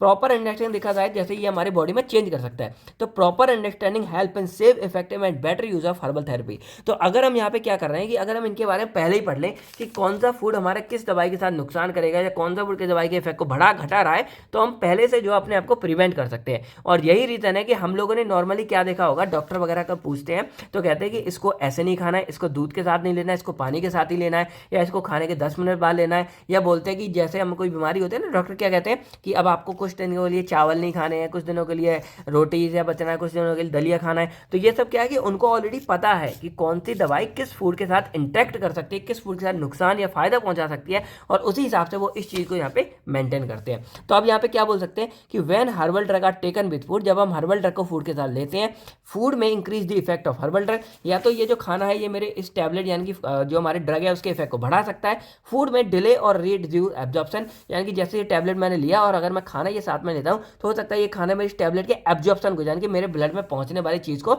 घटा सकती है या फिर बढ़ा सकती है। इसके अलावा फूड में डिक्रीज द इफेक्ट, मेरा जो फूड है उसके इफेक्ट को डिक्रीज यानी कि कम कर सकते हैं, या तो बढ़ाएगा या कम करेगा या डिले करेगा। एग्जाम्पल देखा जाए जैसे मान लो जो गार्लिक है ना, वो क्या करता है, ब्लड थिनिंग इफेक्ट देता है। तो अगर हम कुछ भी मान लो ऐसी चीज खा रहे हैं और हम गार्लिक साथ में ले रहे हैं तो वो क्या करेगा, हमारे ब्लड के इफेक्ट को कम कर देगा। अब एग्जाम्पल ले लेते हैं, मान लो किसी ने एस्प्रिन वगैरह खाई है या किसी ने एंटीकोगुलेंट वाले ड्रग खाए जो हमारे ब्लडिंग को यहाँ पे कम कर रहे हैं, और साथ में आपने क्या किया, गार्लिक यानी कि लहसुन भी अच्छा खासा खा लिया, तो ये भी आपके ब्लड को थिन करता है, पतला कर रहा है। तो यहाँ पे क्या होगा कि अगर आपने वो भी दवाई खाई है, आपने ये भी खाई है, यानी कि यहाँ पे हम लिख सकते हैं सिंपल कि मान लो कोई हमारा गार्लिक है यानी कि लहसुन हो गया, और यहाँ पे आपने कोई भी एंटीकोगुलेंट ड्रग ले लिया, तो अगर साथ में लहसुन लोगे तो आपको ब्लीडिंग प्रॉब्लम हो सकती है कि आपका बहुत ज़्यादा जो है ब्लड लॉस हो सकता है, क्योंकि ये भी पतला करता है और ये भी करेगा, तो एक सिनर्जिक इफेक्ट देखने को मिल जाएगा। तो ये हो गया हमारा हर्बल ड्रग के बारे में, ये हो गया हर्बल फूड इंटरेक्शन, यानी कि सारा कुछ आपको यहाँ लिखा मिल जाएगा। और ये तो मैंने आपको अच्छे से यहाँ पे समझा ही दिया, ठीक है, एग्जाम्पल लेके समझा दिया मैंने आपको। अब हम बात करते हैं टाइप्स ऑफ ड्रग इंटरेक्शन के बारे में। तो जो हमारा ड्रग इंटरेक्शन है वो 3 तरीके से हो सकता है। एक होता है ड्रग ड्रग इंटरेक्शन, एक होता है ड्रग फूड इंटरेक्शन, एक होता है ड्रग डिजीज इंटरेक्शन। अगर एक एक करके बात करें ड्रग ड्रग इंटरेक्शन के बारे में, तो यहाँ पे क्या है कि मान लो एक टैबलेट मैंने ये ले ली, अब मेरा क्या हुआ कि मुझे दूसरी टैबलेट भी चाहिए, तो मैंने एक टैबलेट यहाँ पे और ले ली। अब ये चांस हो सकता है कि मैंने ये टैबलेट ली ए, मान लो ये मैंने टैबलेट बी टैबलेट ली दोबारा, तो ये हो सकता है कि जो ए और बी टैबलेट है अगर इन दोनों को मिला के ले रहे हैं तो हो सकता है इन दोनों का इफेक्ट हमको बढ़िया मिल जाए। दूसरा चांस ये हो सकता है कि मैंने ये टैबलेट लिया और ये क्या करेगा, ये मेरे इसके इफेक्ट को माइनस कर देगा, यानी कि जब मैंने बी ली तो ये मेरे बी ए वाले ड्रग है, इसके इफेक्ट को या तो एब्जॉर्प्शन कम कर देगा या इसका इफेक्ट जो है मेरी बॉडी में कम आएगा। तो यही मेरा ड्रग ड्रग इंटरेक्शन है। यानी कि यहाँ पे क्या है कि इट ऑकर व्हेन 2 और मोर ड्रग आर टेकन, जब हम साथ में 2 या 2 से ज़्यादा ड्रग लेते हैं तो एक ड्रग, देन यहाँ पे हम एंड की जगह ले सकते हैं, देन यहाँ पे क्या आएगा कि one drug affect the action of another drug. यानी कि यहाँ पे क्या होगा कि मान लो बी ले लिया मैंने, ए भी ले लिया था पहले, तो जो बी ड्रग है वो हो सकता है कि मेरे जो ए ड्रग है उसके एक्शन को अफेक्ट कर सकता है, यानी कि या तो एक्शन को बढ़ा देगा या एक्शन को कम कर देगा। यही मेरे ड्रग ड्रग इंटरेक्शन होता है। एग्जाम्पल जैसे मान लो गार्लिक और एस्पिरिन हो गया, तो दोनों क्या, जो मैंने अभी एग्जाम्पल दिया कि एस्पिरिन भी हमारा ब्लड को थिन करता है और गार्लिक भी करेगा, तो both thin the blood regulating in risk of bleeding, यानी कि अगर इन दोनों को साथ में लेते हैं तो ब्लड हमारा पतला होगा और ब्लीडिंग का रिस्क होता है। सेकंड होता है ड्रग फूड इंटरेक्शन। इसमें क्या है कि जब हम कहीं भी लेते हैं, इट ऑकर व्हेन फूड और dietary compound affect the action of a drug when taken together. यानी कि जो मैं अभी आपको ये पढ़ा रहा था कि हमने कोई भी खाना लिया और हमने कोई एक ड्रग ले रखा है, तो ये खाना क्या करेगा, इस ड्रग में इंपैक्ट डाल सकता है, यानी कि या तो इसके इफेक्ट को कम करेगा या ज़्यादा करेगा। ये हमारा होता है ड्रग फूड इंटरेक्शन, यानी कि जो अभी हम पढ़ रहे थे वो ड्रग फूड इंटरेक्शन है। अब यहाँ पे क्या करता है कि मोस्टली अगर हम फूड की जगह यहाँ पे कोई हर्ब ले लेते हैं तो वो हर्ब ड्रग इंटरेक्शन हो जाएगा, जो मेन हमारे पूरे चैप्टर का नाम था। तो इट ऑकर व्हेन फूड और dietary component affect the action of a drug when taken together, यानी कि जब हम साथ में लेते हैं तो कोई भी जो हमारा फूड या डाइटरी कंपोनेंट है वो हमारे ड्रग के एक्शन को कम या ज़्यादा कर सकता है। Food is not always neutral, क्योंकि खाना हमेशा ऐसा नहीं कि हमेशा खाओगे वो न्यूट्रल रहेगा, ये हमारे ड्रग के बिहेवियर को कम या ज़्यादा यानी कि चेंज कर सकता है। एग्जाम्पल देखते हैं, मान लो जैसे ग्रीन टी है, आप चाय पी रहे हो हरी वाली चाय, काफ़ी अच्छा नाम है। देन यहाँ पे आयरन रिच फूड है, यानी कि स्पिनच हो गया। अब यहाँ पे क्या है कि मान लो आपने हरी वाली चाय साथ में पी ली और ये सब्सटेंस ले लिया, तो हरी वाली चाय क्या करेगी कि जो आपका आयरन का एब्जॉर्प्शन आपकी बॉडी में यहाँ पे अंदर हो रहा था वो बॉडी में होना बंद हो जाएगा और आपका आयरन जो है लेस एब्जॉर्ब होगा। तो इससे क्या होगा कि आपको आयरन जब भी लोगे तो आप ग्रीन टी आपको साथ में नहीं लेनी, क्योंकि वो आपके एब्जॉर्प्शन को कम कर सकती है। तो ये हो गया हमारे ड्रग हर फूड इंटरेक्शन। यहाँ मैंने ट्राई किया कि जैसे आपको देसी दे सकूँ जो आपके हर्ब कनेक्ट हैं, जैसे आपका गार्लिक हो गया, आपकी ग्रीन टी हो गई, तो जो भी आपका देसी है वो मैंने कनेक्ट किया है। देन थर्ड आता है ड्रग डिजीज इंटरेक्शन। इसमें क्या है कि it occur when a drug affect an already existing disease. अब जैसे मान लो ये कोई पर्सन है और इसकी बॉडी में कोई ऑलरेडी प्रेजेंट डिजीज है, मान लो बीमार है। अब हमने क्या किया, हमने कोई दवाई खिला दी। अब जब दवाई खिलाएंगे तो हो सकता है वो दवाई हमने कोई तीसरे काम के लिए लिया है, लेकिन जो हमारी बॉडी में पहले से डिजीज थी उस डिजीज में ये दवाई हमारी नुकसान पहुंचा दे। इसीलिए डॉक्टर पूछते हैं कि पहले से कोई बीमारी तो नहीं है, कोई आपको मतलब किसी से एलर्जी तो नहीं है, ये सब पूछते हैं इसीलिए कि आपको कोई और नुकसान न दे। तो it occur when a drug affect an already existing disease. Example जैसे मान लो किसी को हाइपरटेंशन है, ठीक है, अब हमने यहाँ पे क्या है नेजल डिकंजेस्टेंट दे दिए, तो इनका काम भी क्या होता है, ये ब्लड को मतलब पतला करते हैं। तो अगर ये भी दे दिया ये भी दे दिया तो हो सकता है ये ब्लड प्रेशर को इंक्रीज कर देंगे और हाइपरटेंशन वाली प्रॉब्लम कॉज हो सकती है। अब हाइपरटेंशन तो पहले से था, लेकिन ये थोड़ा ज्यादा क्वांटिटी में, यानी कि सीवर बीपी हमारा यहाँ पे बढ़ सकता है। तो अब अगर देखा जाए तो हमने यहाँ पे देखो हर्बल ड्रग के बारे में पढ़ लिया, हर्बल फूड इंटरेक्शन पढ़ लिया, इसके जो टाइप थे ये सब हमने देख लिया। अब हमारा जो नेक्स्ट पार्ट आता है इस वाले क्वेश्चन का, वो आता है what are the possible side effect and interaction of ginkgo विलन, यानी कि ये जो ड्रग्स हैं इनके क्या क्या साइड इफेक्ट हमारी बॉडी में हो सकते हैं और ये कौन से ड्रग के साथ इंटरेक्ट कर सकते हैं, ये पता होना जरूरी है। तो देखो बहुत ज्यादा डिटेल में नहीं है, जो ड्रग हमारे एग्जाम में आता है बस मेन हमने उनके बारे में बात की है। वैसे तो मैं सभी कवर कर देता हूँ, जो मेन इंपोर्टेंट है वो यहाँ पे आप देख सकते हो। तो यहाँ पे अगर हम बात करें सबसे पहले गिंको बिलोबा के बारे में, तो इसका जो सिनोनिम्स है, यानी कि इसको और किस नाम से जानते हैं, इसको मैडन हेयर ट्री बोल सकते हैं या गिंकोबो बोल सकते हैं। बायोलॉजिकल सोर्स क्या होता है कि हमारा प्लांट गिंको बिलोबा से मतलब मिलता है, जो इसकी ड्राई लीव्स होती हैं, और फैमिली हमारी इसकी होती है गिंकोसिया। अब इसके केमिकल कंस्टिट्यूएंट के बारे में बात करें तो इसके अंदर मेन हमारा पाया जाता है क्वारसेटिन हो गया या गिंकोलाइट्स हो गया, एबीसी, या हमारा इसमें होता है प्रोएंथोसायनाइड्स हो गया। अब ये हमारे कंपाउंड बेसिकली किसके लिए रिस्पॉन्सिबल होते हैं, एंटीऑक्सीडेंट के लिए और हमारे ब्रेन प्रोटेक्टिव इफेक्ट, यानी कि हमारे ब्रेन को प्रोटेक्ट